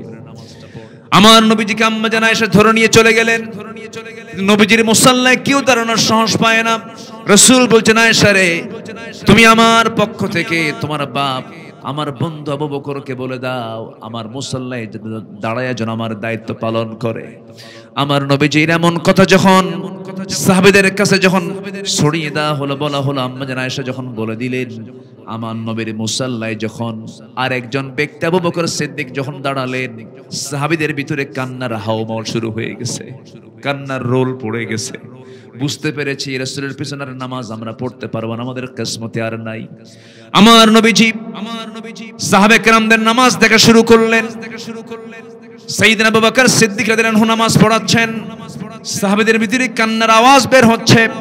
সাহাবীদের কান্না দেখে আমার নবীজিও কাঁদতেছেন, কান্নার কোনো আওয়াজ নাই, কিন্তু চোখের কোনা বেয়ে বেয়ে টপ টপ করে পানি পড়ছে। আম্মা জান আয়েশা গিয়ে তায়েফের ময়দানে আমাকে কাফেররা মেরে মেরে রক্তাক্ত করে দিয়েছে। ওরে আয়েশা, এই দিন কায়েমের সংগ্রাম করতে গিয়ে, নামাজ কায়েমের সংগ্রাম করতে গিয়ে, এই যে সামনের দুটো দাঁত হারাইছে, উহুদের ময়দানে দাঁত ভেঙে ফেলেছে কাফেররা। খন্দকের পরীক্ষা খনন করতে গিয়ে কোমর হারায় গেছে আমার। ওরে আয়েশা, এই জন্য আমি কাঁদি। এই যে নামাজ আজকে রাষ্ট্রীয় পর্যায়ে কায়েম হয়েছে, এটা আমার চরম আনন্দের কান্না। এই কথা বলে আমার নবীজি আস্তে করে আবার বললেন, আয়েশা, আমাকে শোয়া দাও। রাসূল শুয়ে পড়লেন। এরপরে বলছেন, আয়েশা শোনো, যে কোনো মুহূর্তে আমি দুনিয়া থেকে বিদায় নেব। আমার কলিজার টুকরা মেয়ে ফাতিমাকে ডাক দাও। ফাতিমাকে ডাকা হলো, সামনে তাকে বসায়া দিলেন, কানের মধ্যে মুখ ঢোকায় বলছেন, ফাতিমা কান্দো কেন? কান্নার কোনো প্রয়োজন নাই, সারা জীবন কাছে ছিল, আজকেও তুমি কাছে আছো, আমিও মরে যাব, আমার পর তোমার প্রথম ইন্তেকাল হয়ে যাবে। মুখে হাসি চলে আসলো। মৃত্যুর কথা মনে করলে পরে মানুষের ভয় আসার কথা, কিন্তু ফাতিমার মুখে হাসির ঝিলিক দেখা দিল। কানে কানে বলে দিলেন, ফাতিমা ঘর থেকে বের হয়ে সামনের দিকে দাঁড়ালেন, চলে গেলেন। কিছুক্ষণ পর রাসূলের মৃত্যুর যন্ত্রণা শুরু হয়ে গেছে। নবীজি বলছেন, আয়েশা একটা মেসওয়াক এনে দাও তো। মেসওয়াক এনে দেওয়া হলো। সেই মেসওয়াকের আগাটা শক্ত, আম্মা জান আয়েশা সিদ্দিকের চাবায় চাবায় নরম করে দিলেন। নবীজি মেসওয়াকটা নিলেন, মেসওয়াক দিয়ে আগে দাঁত পরিষ্কার না করে মেসওয়াকের আগায় লেগে থাকা আম্মা জান আয়েশার মুখের থুতুগুলো চুষে চুষে পান করছেন আর বলছেন, আয়েশা আমি তো কিছুক্ষণের মধ্যে দুনিয়া থেকে বিদায় নেব, অন্তত মৃত্যুর পূর্বে তোমাকে খুশি করার জন্য আমি তোমার কিছু হক আদায় করলাম। আমার নবীজি মেসওয়াক সম্পূর্ণ করলেন। রাসূল দুনিয়া থেকে বিদায় নেবেন, আস্তে করে আম্মা জান আয়েশা সিদ্দিককে ডাক দিয়ে বলছেন, আয়েশা আমি তোমাকে একটা কথা বলতে চাই। কি কথা? আমার উম্মতকে একটা লাস্ট হাদিস, লাস্ট মেসেজ জানায় দিবা। আমার উম্মতরা যেন 5 ওয়াক্ত নামাজ যেন কখনো না ছেড়ে দেয়। এই মেসেজটা দিলেন। নবীজি দুনিয়া থেকে বিদায়ের সর্বশেষ প্রস্তুতি নিয়ে নিলেন। রাসূল দুনিয়া থেকে বিদায় নেবেন, আস্তে করে বলছেন, আয়েশা রে মালাকুল মউত তো চলে আসবে, আমি যখন তখন দুনিয়া থেকে বিদায় নিয়ে নেব। নবীজি দুনিয়া থেকে বিদায় নেবেন, এমন সময় দরজায় এসে কড়া নাড়ছেন মালাকুল মউত অনুমতির জন্য। রাসূল বলছেন, আল্লাহর যদি পারমিশন পেয়ে থাকো আমার কোনো আপত্তি না। আস্তে করে তার পাশে বসে গেলেন। মালাকুল মউত বলছেন, ইয়া রাসূলুল্লাহি জান কবজের দায়িত্ব তো আল্লাহ আমারে দিয়েছেন, কিন্তু বেয়াদবি হয়ে যাচ্ছে। বেয়াদবি হলে আমারে মাফ করে দিয়েন, তবে অত্যন্ত সহজ করে আপনার জানটা কবজ করা হবে। আমার নবীজির জান কবজের প্রক্রিয়া শুরু হলো। নবীজি উহুদের ময়দানের দিকে চেয়ে আছেন। উহুদ নিয়ে রাসূল বলেছেন, উহুদ পাহাড় আমাকে ভালোবাসে, আমি উহুদ পাহাড়কে ভালোবাসি। সেই উহুদের দিকে তাকায় আছেন। নবীজির বুকের উপরে হাতটা যখন রেখেছেন মালাকুল মউত, আমার নবীজি আস্তে করে হাতটা সরাইয়া দিয়ে বলছেন, মালাকুল মউত তোমার হাতটা যেন আমার হাত আমার বুকে রাখো নাই, আমার কাছে যেন মনে হলো 10 মাইল লম্বা উহুদ পাহাড় যেন তুমি আমার বুকে চাপায়া দিয়েছো। হাতটা সরাও। আবার হাতটা রাখা হলো। রাসূল চিৎকার মারলেন। আবার রাসূল বলছেন, আকাশ যেন আমার বুকে চাপায়া দিয়েছো। ওরে মালাকুল মউত, এত কষ্ট এত যন্ত্রণা যদি মৃত্যুর সময় হয়ে থাকে, সব যন্ত্রণা সব কষ্টগুলো আমাকে দিয়ে দাও, কিন্তু মৃত্যুর সময় আমার কলিজার আমার প্রাণের উম্মতের এত কষ্ট হবে, আমি তার রাসূল হয়ে আমি তার নবী হয়ে সইতে পারবো না। একদিন আম্মা জান আয়েশা বলছেন, ইয়া রাসূলুল্লাহ আপনি আমার জন্য একটু দোয়া করুন, আল্লাহ যেন আমাকে মাফ করে দেন। রাসূল সঙ্গে সঙ্গে হাত তুলে বলছেন, আল্লাহ আমার আয়েশার জীবনের আগের গুনাহ পরের গুনাহ সব গুনাহ তুমি আল্লাহ মাফ করে দাও। আম্মা জান আয়েশা সিদ্দিকের মুখে হাসির ঝিলিক দেখা দিল। রাসূল বলেন, আয়েশা তুমি হাসো কেন হুজুর? আমি কেন হাসবো না? আমি কেন আনন্দ পাবো না? বিশ্বনবী আমার জন্য এমন দোয়া করলে পরে সেই দোয়া তো আল্লাহ কবুলই করবেন। সঙ্গে সঙ্গে রাসূল বলছেন, আয়েশা রে এই দোয়া শুধু তোমার জন্য করি না, এই দোয়াটা আমি আমার সকল উম্মতের জন্য আমি আল্লাহর কাছে সকাল সন্ধ্যা করি। জোরে কান সুবহানাল্লাহ। আমার নবীজি দুনিয়া থেকে বিদায় নিলেন, কিন্তু জানায়া গেলেন, মেসেজ দিলেন, ও আমার উম্মতেরা অন্তত কিয়ামতের দিন কঠিন ময়দানে কেউ কাউকে যেদিন কেউ চিনবে না, সেই কঠিন মুসিবতের দিন উম্মত নামাজটা সঙ্গে করে নিয়ে আসো, আমলটা সঙ্গে করে নিয়ে আসো, ঈমানটা যত্ন করে নিয়ে আসো। আমার নবীজি সুপারিশ করবেন, অসংখ্য মানুষের মাঝ থেকে বাছাই করবেন কাদেরকে? পাকড়া পাকড়ি যাদের কপালে যাদের নূরের চমক থাকবে, নূরের চিহ্ন থাকবে, নামাজের চিহ্ন যাদের থাকবে।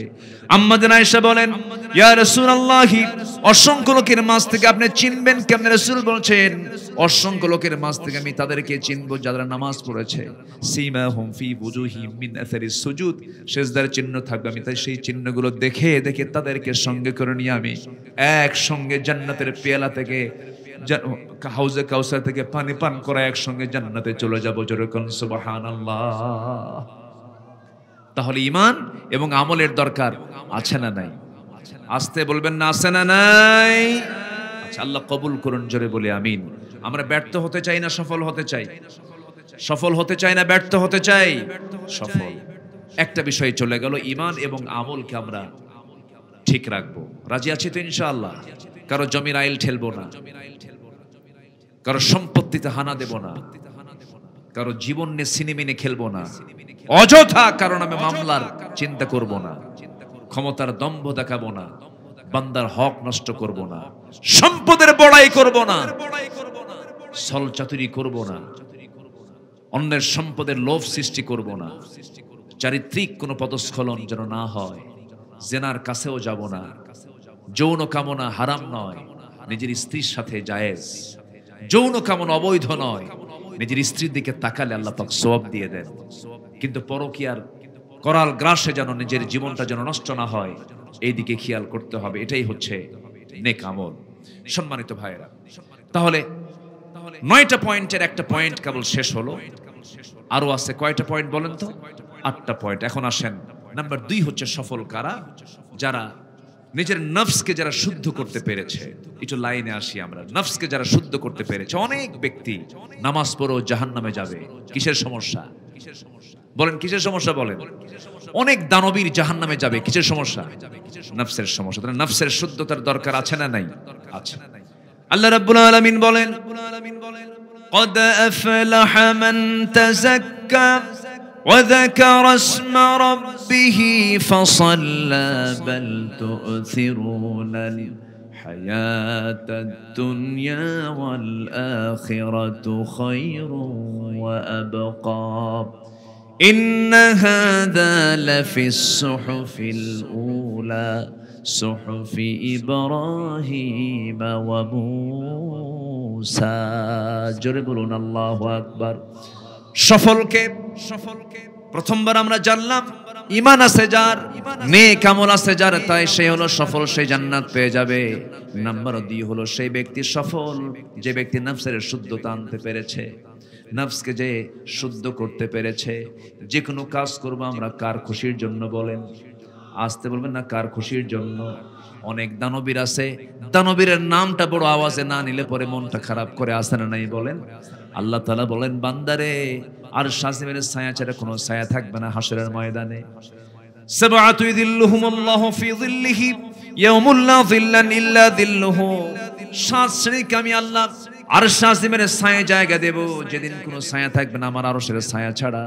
এর মধ্যে একটা শ্রেণী হলো যে ব্যক্তি ডান হাতে দান করেছে, বাম হাত জানে না, বাম হাতে দান করেছে, ডান হাত জানে না। আমার কথা কি বুঝতেছেন ভাই? আমি কি শেষ করে দেব? আলোচনা চালাবো? 2-1 জন করে উঠে গেছেন।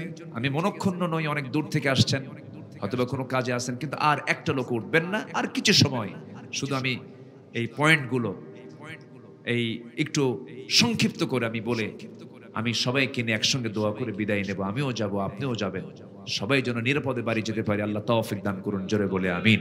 একটু বসুন। মাহফিলের শৃঙ্খলা রক্ষার দায়িত্ব একার না সবার? বলেন, একার না সবার? সবার। আপনারা এই বেহেশতের বাগানে বসেছেন, জান্নাতের টুকরায় বসেছেন, এটার একটা ফুল হচ্ছেন আপনারা। আপনি কমে যাবেন, বাগানের সৌন্দর্য নষ্ট হয়ে যাবে। বসুন। তাহলে নফসের শুদ্ধতা এটা আমাদের খুব জরুরি একটা বিষয়। নামাজে দাঁড়াই, কার জন্য? আসতে বলবে না, কার জন্য? সারা বছর টুপি পড়ে না, 5 বছর নামাজের ধার ধারে না, নির্বাচন আসলে পরে মাথায় ঘন ঘন টুপি পড়ে। আসতে কোন কেন? নির্বাচন আসলে পরে জায়নামাজ নিয়ে ঘোরে, পাগড়ি নিয়ে ঘোরে, আর আমাদেরকে বলে আমরা নাকি ধর্মের ব্যবসা করি। ধর্মের ব্যবসা তারাই করে নির্বাচন আসলে যারা টুপি মাথায় ধরে। যা করব আমরা কার খুশির জন্য? আসতে বলবেন না, কার খুশির জন্য? আল্লাহর খুশির জন্য। কাঁদবো আমরা কার কাছে? কার কাছে কাঁদবো? আল্লাহর কাছে। পৃথিবীর কোন মানুষের কাছে কাঁদলে পুরস্কার পাবেন, বরঞ্চ হাসবে। স্বামীর কাছে স্ত্রী কাঁদবে, স্বামী বলবে বউ মানুষ, মেয়ে মানুষ এরকম কান্দেই। আবার স্বামী কান্নাকাটি করবে বউয়ের সামনে, বউ বলবে পুরুষ মানুষ কান্দে নাকি? পৃথিবীর কোন মানুষ কান্নার মূল্য দেবে না। কিন্তু আপনি যদি চোখের পানি ফেলে নীরবে নিবৃতে যদি সেজদায় পড়ে রাতের আধারে যদি আপনি তাহাজ্জুদে যদি সেজদায় পড়ে পড়ে কান্দেন, আপনি কি জানেন আপনার এক ফোঁটা চোখের পানি 7টা জাহান্নামের আগুন কি নিভায়া দিয়া আল্লাহ রাব্বুল আলামিন আপনার ওই চোখের পানি দিয়া 8টা জান্নাতের দরজা খুলে দিবেন। জোরে বলে সুবহানাল্লাহ। والذين يبيتون لربهم سجدا وقياما والذين يقولون ربنا اصرف عنا عذاب جهنم إن عذابها كان غراما জোরে বলুন আল্লাহু আকবার। আমার বন্ধুগণ, আরশের ছায়ায় যদি জায়গা নিতে চাই, ন্যায় বিচার করতে হবে। চোখের পানি ফেলে ফেলে ফাফাদাত আইনাহু, চোখের পানি ফেলে ফেলে কাঁদতে হবে। আজান শোনার সঙ্গে সঙ্গে মসজিদের দিকে দৌড়া দৌড়া যেতে হবে। চরিত্রকে সুন্দর করতে হবে। ইউসুফকে আল্লাহ রাব্বুল আলামিন মডেল বানায় দিয়েছেন। সাইয়েদনা ইউসুফ আলাইহিস সালাতু ওয়াস সালাম এমন একজন সুন্দর যুবক ছিলেন, একবার নজর দিলে পরে তার চেহারা থেকে কেউ মুখ ফিরাতে পারতো না। এই সুন্দর চেহারাই তার জন্য বড় ফিতনার কারণ হয়ে গেল। সুন্দরী নারী তার পিছনে লেগে গেছে, কিন্তু তিনি কি সুন্দরীর পিছনে গিয়েছেন না আল্লাহর মহব্বতে গিয়েছেন। কার মহব্বতে? আল্লাহ বলছেন, তোমরা যদি ইউসুফের চরিত্র নিয়ে যুবকরা যদি বলতে পারো, রাজুলুন ইযা দাআতহু ইমরাতান যাত হাসাবিন ওয়া জামালিন ইন্না খাফুল্লাহ, কোন সুন্দরী নারী প্রেমের প্রস্তাব দিয়েছে, তুমি যদি বলতে পারো আমি আল্লাহকে ভয় করি, আল্লাহ রাব্বুল আলামিন বলেন ওই বান্দাকে আমি আরশ আজিমের ছায়ায় জায়গা দিয়ে দেব। জোরে কোন সুবহানাল্লাহ। এই চরিত্রগুলো ফিরে আনতে হবে, তাসকিয়াতুন নফস আনতে হবে, নফসের শুদ্ধতা আনতে হবে। ভাবতে হবে আমার আল্লাহ সবকিছু আমার দেখছেন, অবলোকন করছেন, সবকিছু তিনি দেখছেন। এই জন্য আল্লাহ রাব্বুল আলামিন বলছেন, বান্দা আগে নফসের শুদ্ধতা নিয়ে আসো। একটা হাদিস আমাকে বারবার কান্নায়, আমাকে কাঁদায়, আমি চূড়ান্ত ভয় পাই। একটা হাদিস আমার রাসূল বলেছেন, হাসরের ময়দানে অনেক বড় আলেম ধরা খেয়ে যাবে, অনেক বড় দানবীররা ধরা খেয়ে যাবে, অনেক বড় ইবাদতকারীরা ধরা খেয়ে যাবে, মুজাহিদ পর্যন্ত ধরা খেয়ে যাবে। একটা হাদিস এসেছে, শহীদ যখন আল্লাহর সামনে দাঁড়াবে, আল্লাহ বলবেন ও বান্দা তুমি আমার সামনে দাঁড়িয়েছো, আল্লাহ আমি তো শহীদ, তোমার পথে যুদ্ধ করে শহীদ হয়েছি। সঙ্গে সঙ্গে আল্লাহ বলবেন, বান্দা শহীদ হয়েছো পৃথিবীবাসী জানে, কিন্তু আমি তোমাকে শহীদের কাতারের নামটা লেখাই নাই, কারণ যুদ্ধ অংশগ্রহণ করেছো, মানুষ তোমাকে মুজাহিদ বলবে, এই উদ্দেশ্যে তুমি গিয়েছো, আমার খুশির জন্য তুমি যুদ্ধ করো নাই, তুমি শহীদের দরজা পাবা না, জাহান্নামে যাও। দানবীর বলবে আল্লাহ তোমাকে খুশি করার জন্য দান করেছেন, না না, মানুষ তোমাকে বাহবা দেবে এই জন্য তুমি দান করেছো, জাহান্নামে চলে যাও। শহীদের শাহাদত ক্যান্সেল হয়ে যাবে, দানবীরের দানের সেই লাইসেন্স বাতিল হয়ে যাবে। আলেমকে বলা হবে, আলেম বলবে আল্লাহ তোমার দিন শিখেছি, তোমার জ্ঞান অর্জন করেছি তোমার খুশির জন্য, না না, তোমাকে জগতের মানুষ আলেম বলবে, হাফেজ বলবে, কারি বলবে। মানুষের এই সুনাম মুখ থেকে পাওয়ার জন্য তুমি সমস্ত চেষ্টাগুলো করেছো, আমার খুশির জন্য করো না, যাও তুমি আজকে জাহান্নামে চলে যাও। আমার ভাইরা, সেই জন্য আল্লাহ রাব্বুল আলামিন বলছেন সফলতা অন্য কিছুতে নয়, এক নম্বরের সফলতা হলো যার নফসকে যে শুদ্ধ করতে পেরেছে। জোরে বলি সুবহানাল্লাহ। নফসকে আমরা শুদ্ধ করব, জোরে বলি ইনশাআল্লাহ। কোন এক জিহাদের ময়দানে সাইয়েদনা আলী রাদিয়াল্লাহু তাআলা আনহু এক কাফিরকে ধরাশায়ী করলেন, তাকে আঘাত করে জমিনে ফেলে দিলেন, বুকের উপরে চললেন, তরবারি দিয়া তার কলিজা বরাবর তিনি আঘাত করবেন। এমন সময় নিচ থেকে সেই কাফের করলো কি, সাইয়েদনা আলীর মুখ বরাবর থুতু নিক্ষেপ করলো। থুতু নিক্ষেপ করার সঙ্গে সঙ্গে সমস্ত রাগ তার পানি হয়ে গেছে। সাইয়েদনা আলী তরবারিটা হাত থেকে গুটায় নিলেন, বুক থেকে উঠে আসলেন, তাকে বলেন তোমাকে আমি ছেড়ে দিলাম। কাফের বলছে আলী তোমার মুখে থুতু মেরেছে, তোমার তো রাগ বেশি হওয়ার কথা ছিল, আমাকে ছেড়ে দিলা কেন?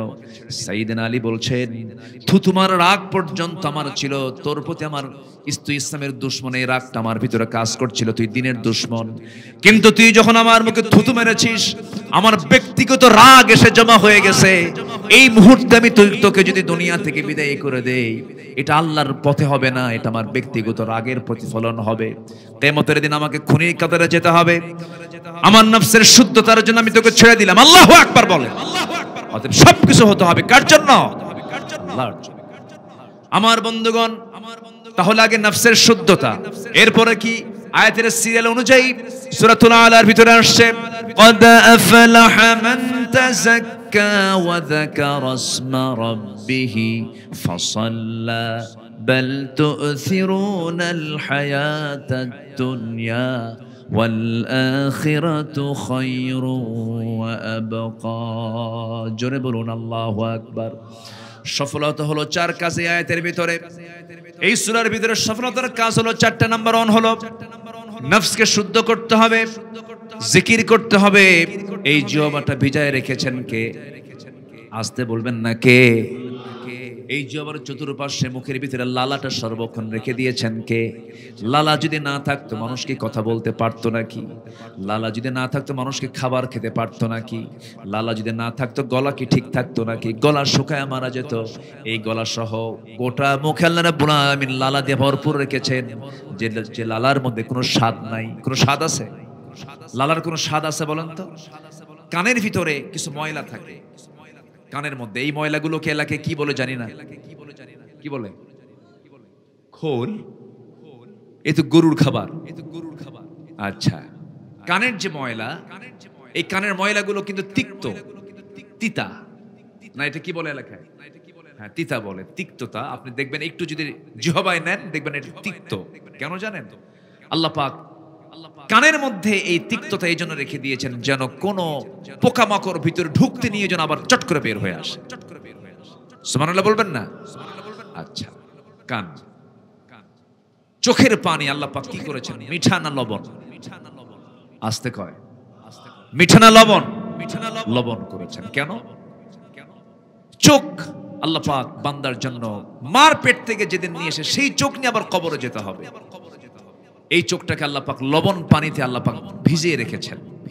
এটা একটা অয়েন্টমেন্ট, এটা মলম, যাবতীয় জীবাণু থেকে যেন সে তার চক্ষুটাকে হেফাজত করতে পারে।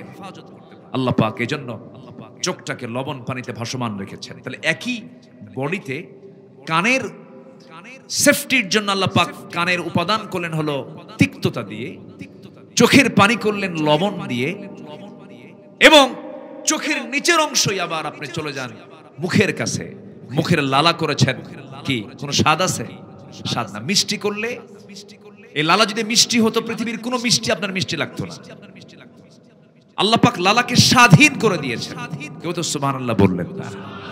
জোরে বলি সুবহানাল্লাহ। আবার এই জিহ্বার ভিতরে আল্লাহ রাব্বুল আলামিন কি মেশিনটা সেট করেছেন, হাজার হাজার সাতকুড়ি এই জিহ্বার মধ্যে আল্লাহ পাক দিয়ে দিয়েছেন। এই যে মাহফিল আসলাম, মাহফিল কমিটি কোন বাড়িতে যেন রেখেছিলেন আমার জন্য মোয়া মাছ। এলাকা কি বলে? মোয়া মাছই বলে, ছোট্ট মাছ। এই মোয়া মাছের স্বাদ একরকম, গোশত হরিণের স্বাদ একরকম, খাসির স্বাদ একরকম, গরু গোশতের স্বাদ একরকম, মুরগির স্বাদ একরকম, কবুতরের স্বাদ একরকম, উটের স্বাদ একরকম। মাছের দিকে যান, লটকে ফিশের স্বাদ একরকম। ফলের মধ্যে যান, আম, জাম, লিচু, পেয়ারা, হাজারো স্বাদ। জিহ্বা কয়টা? আজ থেকে জিহ্বা কয়টা? তাহলে এই সাতকুড়ি কে দিয়েছেন? তাহলে খাইতে নিয়ে খাওয়ার শেষে কি বলতে হয়? আরো জোরে। খাওয়ার শুরুতে কি বলতে হয়? আর যদি সাতকুড়ি একটা হতো, একটাই স্বাদ, সব হতো কসু। সব হতো কি? সব হতো কি? আল্লাহ পাক কি দেন? আল্লাহ বলছেন, বান্দা আমি তোর জিহ্বাকে ভিজিয়ে রেখেছি, এই জিহ্বা দিয়া তুই আমার নামের জিকির করবি। যেরকম সুবহানাল্লাহ। নফসকে শুদ্ধ করবি, এরপর কি করবি? ওয়াযাকারা ইসমা রাব্বিহি, আমার নামের জিকির করবি। কারণ আমরা এই 16 বছর আমরা সংসদে যত জিকির শুনছি মানুষের, এত জিকির মানুষের না করে যদি আল্লাহর জিকির করত, দেশে রহমত নাযিল হতো। ঠিক না? আমরা ব্যক্তির জিকির করার জন্য আসি নাই, আমরা আল্লাহর জিকির করার জন্য দুনিয়াতে এসেছি। আমরা ব্যক্তি পূজা করতে রাজি নই, আমরা আল্লাহর দাসত্ব করতে রাজি। আল্লাহ কবুল করুন, আল্লাহ কবুল করুন। 1971 দেশ স্বাধীন হয়েছে, আজকে 2025, স্বাধীনতার 54 বছর চলছে। স্বাধীনতা উত্তর আইয়ুব করেছে শাসন, মুজিব দিয়েছেন ভাষণ, জিয়া কেটেছেন খাল, এরশাদের তাল বেতাল, সব দেখা শেষ। আমরা আগামীর বাংলাদেশ দেখতে চাই, কোরআন সুন্নাহর বাংলাদেশ। রাজি আছেন কারা কারা? হাত উঁচু করে দেখান মুসলমান।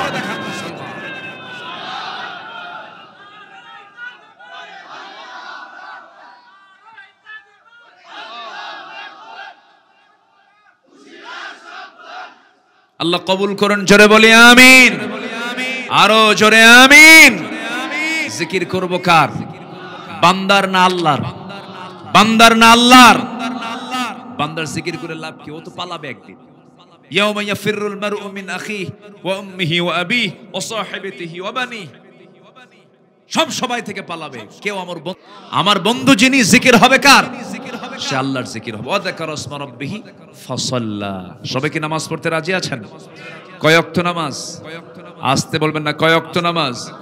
একটু হাত উঁচু করে দেখেন তো, জোরে বলি ইয়া আল্লাহ, আরো জোরে ইয়া আল্লাহ। আমাদেরকে 5 ওয়াক্ত সালাত আদায় করার তৌফিক তুমি আল্লাহ দিয়া দাও। জোরে বলি আমিন, আরো জোরে আমিন, আরো জোরে আমিন। নামাজ আছে যার, সব কিছু আছে তার। নামাজ নাই যার, কিছুই নাই তার। এজন্য নামাজ আমাকে আপনাকে সবার আগে পড়তে হবে। আল্লাহ কবুল করুন, জোরে বলি আমিন। যে দলে নামাজ নাই সেই দলে আমরা নাই। রাজি আছেন তো সবাই? নামাজ ছাড়া দল আছে না নাই? আছে কিনা বলেন? জোহর যায়, আসর যায়, মাগরিব যায়, জনসভা চলে, নেতা বক্তব্য দেয়, কর্মীরা সেই বক্তব্য শুনে জোহর পড়ে না, আসর পড়ে না, মাগরিব পড়ে না। ওই নেতৃত্বের মুখে আমরা জুতা মারি, থুতু মারি। ওগুলোর কাছে আমরা নাই। আমরা জান্নাত পাবো যে লাইনে, সেই লাইনে যাব আমরা। আল্লাহ কবুল করুন, জোরে বলি আমিন, আরো জোরে আমিন। শেষ করে দেই, আলোচনা চলুক, হুজুর মরুক, হুজুরও বাসুক। আল্লাহ কবুল করুন, জোরে বলি আমিন। আপনাদের চেহারার দিকে তাকে আমি খুব আনন্দ পাচ্ছি, খুব প্রাণবন্ত হয়ে মনোযোগ দিয়ে কথাগুলো শুনছেন। আলহামদুলিল্লাহ, আল্লাহ কবুল করুন। সম্মানিত ভাইরা, নাম্বার 3 হলো, সফল যদি হতে চাই সত্যবাদী হতে হবে। সত্যবাদী। ওয়াকুলু কাওলান সাদীদা ইউসলিহ লাকুম আ'মালাকুম ওয়া ইয়াগফির লাকুম যুনুবাকুম ওয়া মান ইউতি'ইল্লাহ ওয়া রাসূলাহু ফাকাদ ফাযা ফাওজান আযীমা। সত্যবাদী হব, সফলতা কে দিবেন? বলেন, সফলতা কে দিবেন? আমার দেশের অধিকাংশ নেতাগুলো হাসা কথা কয় না মিছা কথা কয়? বলেন বলেন বলেন বলেন বলেন। মিথ্যা আছে যে পথে, সেই পথে আমার যাওয়ার কোনো দরকার। সত্যবাদী হব আমরা, ব্যক্তিগত জীবনে, সামাজিক জীবনে, সকল জীবনে সত্যের আশ্রয় নিয়ে চলবো। জোরে বলি ইনশাআল্লাহ। সত্য আছে যেখানে, সেখানে আমার আপনার নিরাপত্তা আছে, সফলতা আছে।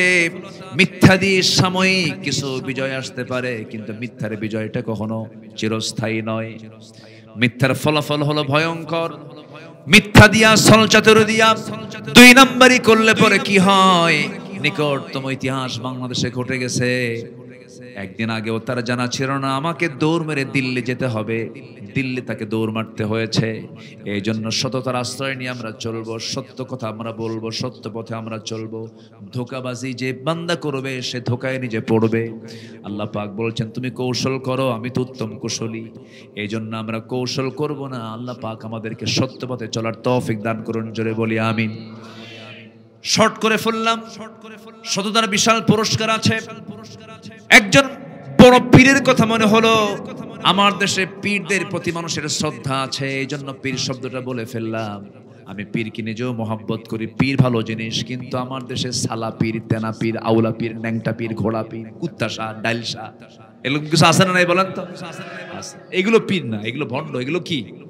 এইদিকে কসবা দিয়ে যেতে একটা এলাকার নাম আছে 2.5 লাখ পীর। 3 লাখ পীর। ও 50,000 কম কইছি। আচ্ছা, 3 লাখ পীর। মানিকগঞ্জে এক মাহফিল করতে গেলাম।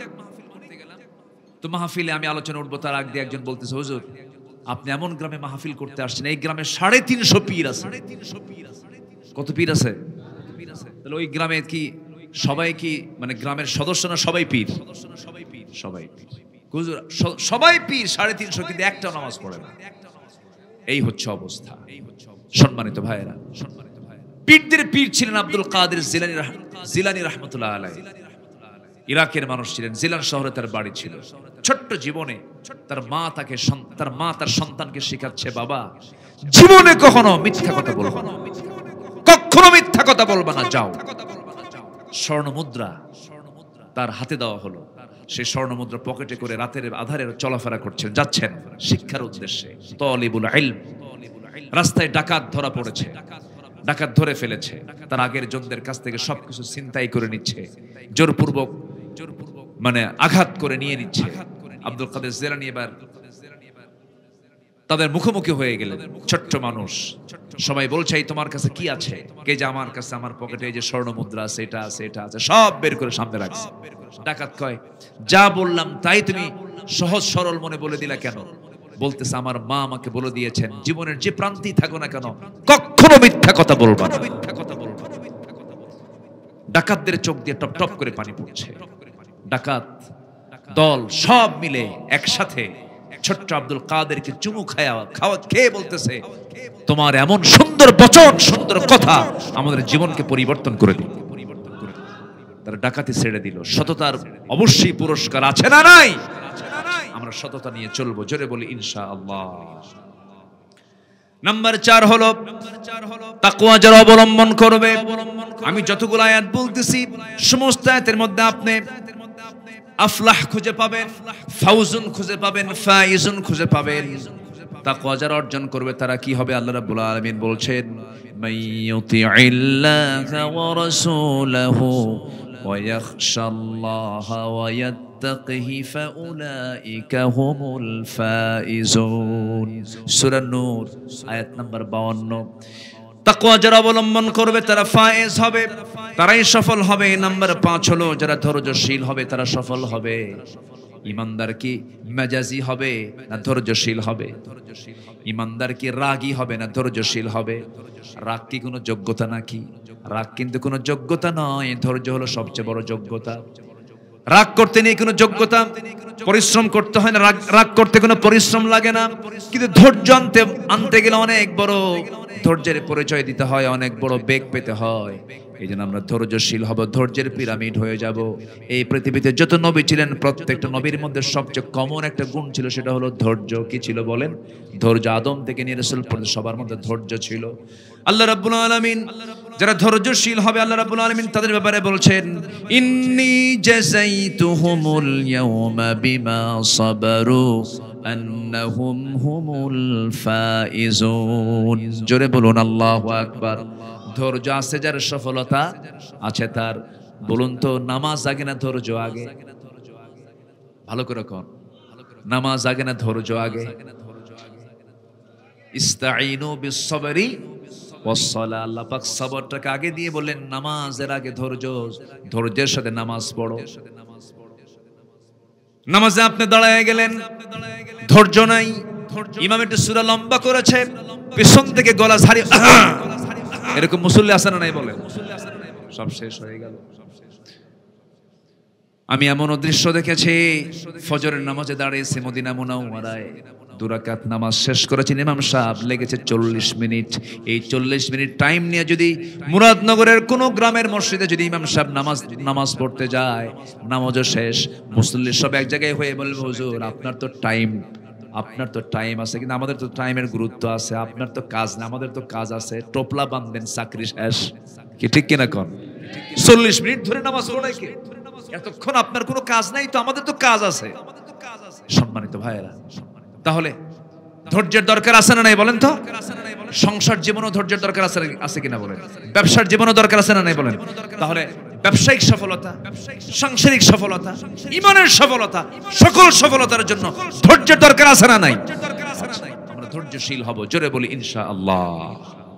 জি সম্মানিত ভাইয়েরা, মন চাচ্ছে আরো কথা বলি, কিন্তু 12টা বেজে যাচ্ছে, প্রায় 12টার কাছাকাছি চলে আসছে। দেখেন ওয়াজ তো শেষই হয়ে গেল। আমার যদি চা দেন তার সবারই চা দেন। জি, নাম্বার 6 হলো সফল কারা? যারা আনুগত্যের জায়গায়, যারা দুজনকে শর্তহীন যারা আনুগত্য করবে, নিঃশর্ত যারা আনুগত্য করবে দুজনকে। 1 নাম্বার কে? আরো জোরে, আরো জোরে, আরো জোরে। আল্লাহ। নাম্বার 2 হচ্ছে মুহাম্মদ সাল্লাল্লাহু আলাইহি ওয়াসাল্লাম। এই দুজনকে আনুগত্য করতে কি কোনো শর্ত দেওয়া যাবে? কোনো শর্ত দিয়ে আনুগত্য করা যাবে? শর্তহীন আনুগত্য থাকতে হবে এই দুজনের। আর এছাড়া আপনি যখন কোনো ব্যক্তির আনুগত্য করতে যাবেন তখন শর্ত আছে। কি শর্ত? এই ব্যক্তির আনুগত্য করতে পারবো, তবে শর্ত হলো এই লোকটার চরিত্রের সাথে যদি নবীর চরিত্রের মিল থাকে। ঠিক কিনা বলেন? তাহলে নেতা নির্বাচন করতে গিয়ে আমার চিন্তা ভাবনা করতে হবে ইনি আমার নেতা তখন হবেন যখন এই নেতার চেহারার সাথে আমার নবীর চেহারার মিল হয়ে যাবে। এর যে আনুগত্য, এই আনুগত্য যারা ঠিক থাকবে আল্লাহ পাক বলছেন ফাকাদ ফাযা ফাওজান আযীমা, এই আনুগত্য যার পরিপূর্ণ হবে ওয়া ইউতিইল্লাহু রাসূলহু ফাকাদ ফাযা ফাওজান আযীমা। এখানে ফাইজুন শব্দটা উল্লেখ হয়ে গেল। নাম্বার 7, আনুগত্য তো বিশাল ব্যাপার। আনুগত্য কাকে বলে? সাহাবীদের জীবনে ছিল 16 আনা। আল্লাহু আকবার। শুধু বলেছেন, রাসূল শুধু উচ্চারণ করেছেন, বলতে দেরি হয়েছে। আনুগত্যের চূড়ান্ত ডিসপ্লে দেখাতে তাদের দেরি হয়নি। নবীজি উহুদের প্রান্তরে, আমি যখনই যাই মদিনায় আমি আগে উহুদে চলে যাই। সেখানে 70 জন সাহাবী জীবন্ত সাক্ষী হয়ে শুয়ে আছে। শহীদ মানে কিন্তু সাক্ষী, শহীদ মানে কি? সাক্ষী। 70 জন সাহাবী শুয়ে আছেন। এরকম বর্ণনা পাওয়া যায়, আমি হয়তো ব্যক্তিগত জীবনে পাইনি। রাতের আধারে গভীর সময়ে যদি কেউ সোহাদে উহুদের পাশে দিয়ে যায়, একটা আলাদা সুগন্ধ সেখান থেকে বাতাসের সঙ্গে আসতে থাকে। 70 জন সাহাবী সেখানে শুয়ে আছেন। কুবা ওই সোজা হচ্ছে মাঝখানে হলো মসজিদে নববী, আবার ওই সোজাই হচ্ছে সোহাদায়ে উহুদ। এক লাইনে, সোজা এক লাইনে। এই উহুদের ময়দানে আমার নবীজি সবচেয়ে বেশি রক্ত ঝরিয়েছিলেন। আনুগত্য কাকে বলে? ফাকাদ ফাযা ফাওজান আযীমা। আনুগত্য কাকে বলে? দেখেন, রাসূল শুধু বললেন কারা কারা যাবে? হুজুর আমরা আছি। মুনাফিকরা বলল কাফিরদের সৈন্য সংখ্যা কত? 3000, আমাদের কত 1000। এই অসম যুদ্ধে আমরা যাব না। আনুগত্য হলো? আনুগত্য হলো? মুনাফিকরা সিটকে পড়ল। মুনাফিকদের চেনা যায় নামাজে, রোজাতে, দান সদকায় না জিহাদে? জিহাদে। মাঠে ময়দানে মুনাফিকদেরকে চেনা যায়। যত রক্ত লাগে দেব, প্রয়োজনে লোক পাঠাবো, আমি যাব না। কি কথা বলছেন? এরকম লোক আছে না নাই? মানে হুঙ্কার দেখে মনে হয় সে সবকিছু, যত রক্ত লাগে দেব, প্রয়োজনে লোক পাঠাবো, আমি যাব না। এটার নাম আনুগত্য নয়। সাহাবী যারা, রিয়াল সাহাবী যারা, আল্লাহু আকবার, সব সাহাবী তো রিয়াল। তবে বাদুল ফাতাহ আর ক্বাবলুল ফাতাহ, মক্কা বিজয়ের আগের সাহাবী আর পরের সাহাবী লা ইস্তাবুনা ইনদাল্লাহ, আল্লাহ তাদের মর্যাদাটাকে কম বেশি করে দিয়েছেন। তো আমার নবীজি উহুদ যুদ্ধের ময়দানে ঠিক মাঝখানে দাঁড়ানো, যুদ্ধের প্রিপারেশন চলছে, দামামা শুরু হয়ে গেছে। সাহাবে কেরামকে বিভিন্ন জায়গায় সেট আপ করছেন। সাহাবী এখানে দাঁড়াও, তুমি এখানে দাঁড়াও, প্রস্তুতি নিচ্ছিলেন। উহুদের প্রান্তর একদম বিশাল লম্বা পাহাড়, উহুদের পাদদেশে রাসূল দাঁড়ায় গেলেন সাহাবে কেরামকে নিয়ে। যুদ্ধ শেষই হয়ে গেছে, যুদ্ধে মুসলমানদের বিজয় প্রায় নিশ্চিত হয়ে গেছে। 50 জন সাহাবীকে রাসূল যে বলেছিলেন এই জায়গায় তোমরা আমার পরবর্তী নির্দেশ না আসা পর্যন্ত এই জায়গায় টিকে থাকবা। সাহাবীরা ভাবছেন যুদ্ধ বিজয় হয়ে গেছে, আমরা থেকে কি করব? চিকন একটা গুলিপথ দিয়ে কাফিরদের, কুরাইশদের একটা দল, একটা টিম অতর্কিত হামলা চালালো আমার নবীর উপরে। সাহাবীরা কি রাসূলকে থুয়ে চলে গেছেন? আমার নবীজি সম্পূর্ণ একাকী হয়ে গেলেন। এমন সময় একজন সাহাবী নবীকে এমন অবস্থায় দেখে দৌড় মেরে একাকী চলে আসলেন, নবীর সামনে দাঁড়ালেন, পাহাড়ের মতো দাঁড়ালেন, নবীর দিকে মুখ করে তাকালেন। পিছন থেকে তীর আসে, মাঝে মাঝে পিছন দিকে তাকান, যেদিক দিয়ে তীর আসে দৌড় মেরে তার পিঠের সঙ্গে তীরটা লাগায় দেন। এরকম করে দেখা গেল রাসূলকে বাঁচাতে গিয়ে 70 থেকে 80টি তীর বিদ্ধ আর ডাক্তার পিঠে ফুটে উঠছে। রাসূল বলছেন দাজানা, এত কষ্ট করার তোমার কি দরকার ছিল? হুজুর লক্ষ দাজানা চলে গেল, ইসলামের কোনো ক্ষতি হবে না, আপনার বাঁচা দরকার হুজুর। রাসূলকে জড়িয়ে ধরলেন, দাজানা দুনিয়া থেকে বিদায় নিলেন। নবীজি তখন আশঙ্কা মুক্ত হতে পারলেন না, কাফিরদের আক্রমণ অবিরত চলছেই। এমন সময় কাফেরদের মধ্য থেকে একটা টিম এসে নবীর মাথায় আঘাত করলো। হেলমেটের চিকন লোহা নবীর কপালে গেঁথে গেল। আরেকজন আঘাত করলো, শিরস্ত্রাণের চিকন লোহা নবীজির গালের মধ্যে গেঁথে গেল। আরেকজন আঘাত করলো, নবীজির মুখ বরাবর পাথরটা এসে যখন লাগলো, চট করে সামনের দুটো দাঁত ভেঙে গেল। একই মুখের মধ্যে 3টা ইনজুরি। আমার নবীজি মুখ থুবড়ে জমিনে পড়ে গেলেন। আমার নবীজির এমন অবস্থা দেখে তালহা নিজেকে নিয়ন্ত্রণ করতে পারলেন না। তালহা বিন উবাইদিল্লাহ দৌড় মেরে এসে নবীজিকে জড়ে ধরে পিঠের উপরে নিয়ে পিঠে নিয়ে কাঁধে নিয়ে রাসূলকে নিয়ে দৌড় মারা শুরু করলেন। কাফের মুশরিকরা করলো কি, তরবারির চোকা অংশ দিয়া খোঁচায় খোঁচায় তালহাকে মারতেছে, রাসূলকে ছাড়ে না। পিঠটা গায়ে দেয়, হাতটা গায়ে দেয়, রাসূলকে মারতে দেয় না, রাসূলের গায়ে কোনো আঘাত লাগাতে দেয় না। সমস্ত তরবারির খোঁচাগুলো নিজের দেহের মধ্যে নিয়ে রাসূলকে সেই জায়গা থেকে নিরাপদে নিয়ে দূর জায়গায় যখন নিয়ে চলে গেলেন, রাসূল সাহাবায়ে কেরামকে ভাঙ্গা দাঁত, ভাঙ্গাওয়ালা মুখ, হাতের মুখে ভাঙ্গাওয়ালা দাঁত মুখ থেকে রাসূল উচ্চারণ করে বলছেন, সাহাবীরা দেখো, এই যে আমার তালহা, তার কাঁধে আমাকে তুলে নিয়ে দূর মেরে মেরে আমাকে বাঁচানোর জন্য নিয়ে আসলো, নিজের জীবনের দিকে তাকালো না। দেখো তার পিঠটা দেখো, তার গাটা দেখো, তার হাতটা দেখো, খোঁচা খোঁচা হয়ে গেছে। তোমরা কি জানো আমার তালহা বেঁচে থাকার পর আল্লাহ পাক তাকে শহীদের মর্যাদা দিয়েছেন, জীবন্ত শহীদ তালহা। সুবহানাল্লাহ। আনুগত্য কাকে বলে? মিলিয়নার বিলিয়নার সাহাবী আব্দুর রহমান ইবনে আউফ মক্কা থেকে মদিনায় রাসূল রওনা দিয়েছেন। আব্দুর রহমান বলছেন, হুজুর এই যে বিশাল বড় আমার এক্সপোর্ট ইম্পোর্টের বিজনেস, সব বিজনেস থুইয়া দিলাম, আমার বউ ইসলাম কবুল করে নাই তাও রেখে দিলাম, সন্তান রেখে দিলাম, কারণ আপনি যেই মদিনায় যাচ্ছেন মক্কায় থাকার কোনো দরকার নাই, দুনিয়া সাল্লাম, আমি আপনাকে চাই। জোরে কোন সুবহানাল্লাহ। আনুগত্য নাম্বার 7 হলো সৎ কাজের আদেশ দেওয়া, সৎ কাজের বাধা দেওয়া।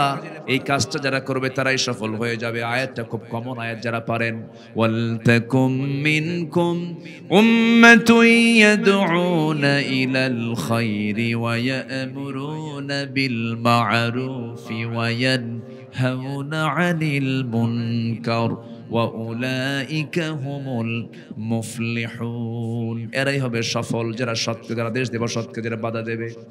নাম্বার 8 হলো যারা তওবা করবে তারা সফল হবে। তুবু ইলাল্লাহি জামিআন আইয়ুহাল মুমিনুনা লাআল্লাকুম তুফলিহুন। তোমরা সকল মিলে তওবা করো, অবশ্যই তোমরা সফল হতে পারবে। নাম্বার 9 হলো যে ব্যক্তি প্রকৃত মুমিন হতে পারবে, যাদের মধ্যে 7টা গুণ থাকবে।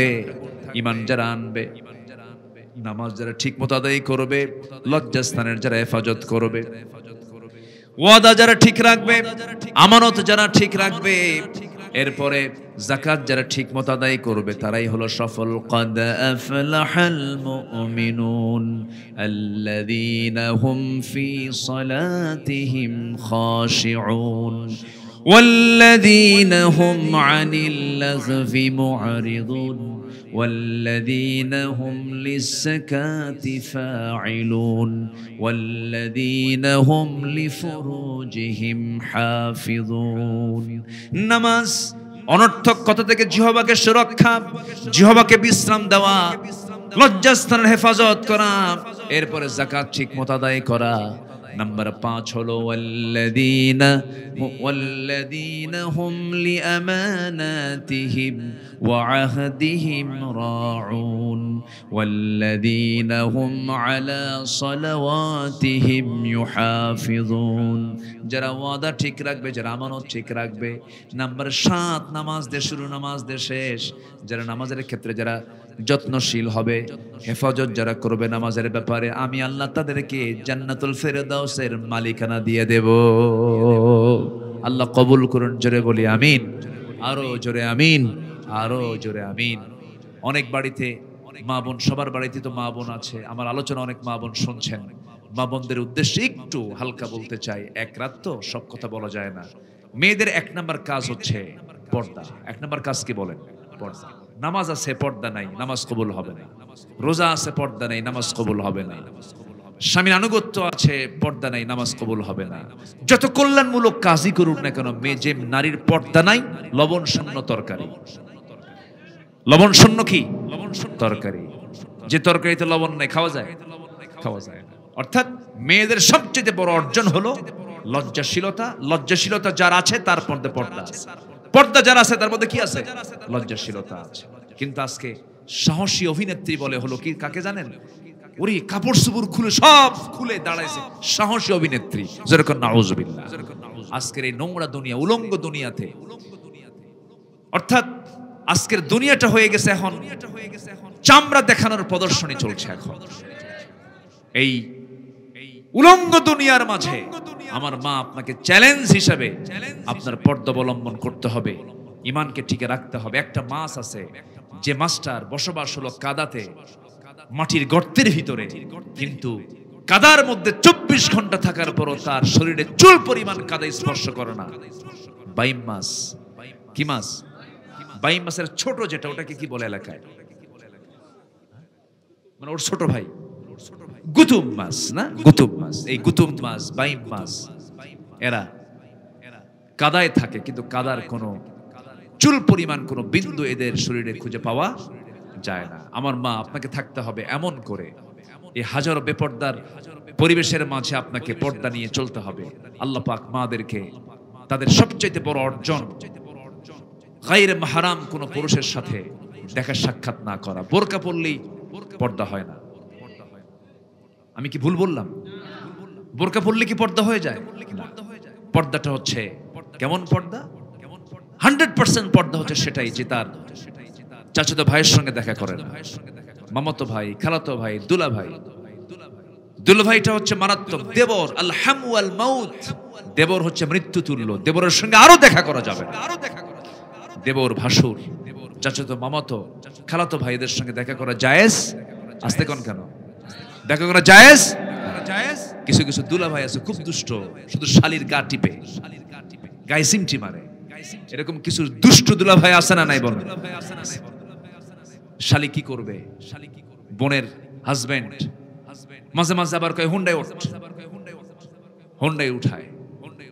দুলাভাই হুন্ডার সামনে বসে আছে, শালি হুন্ডার পেছনে।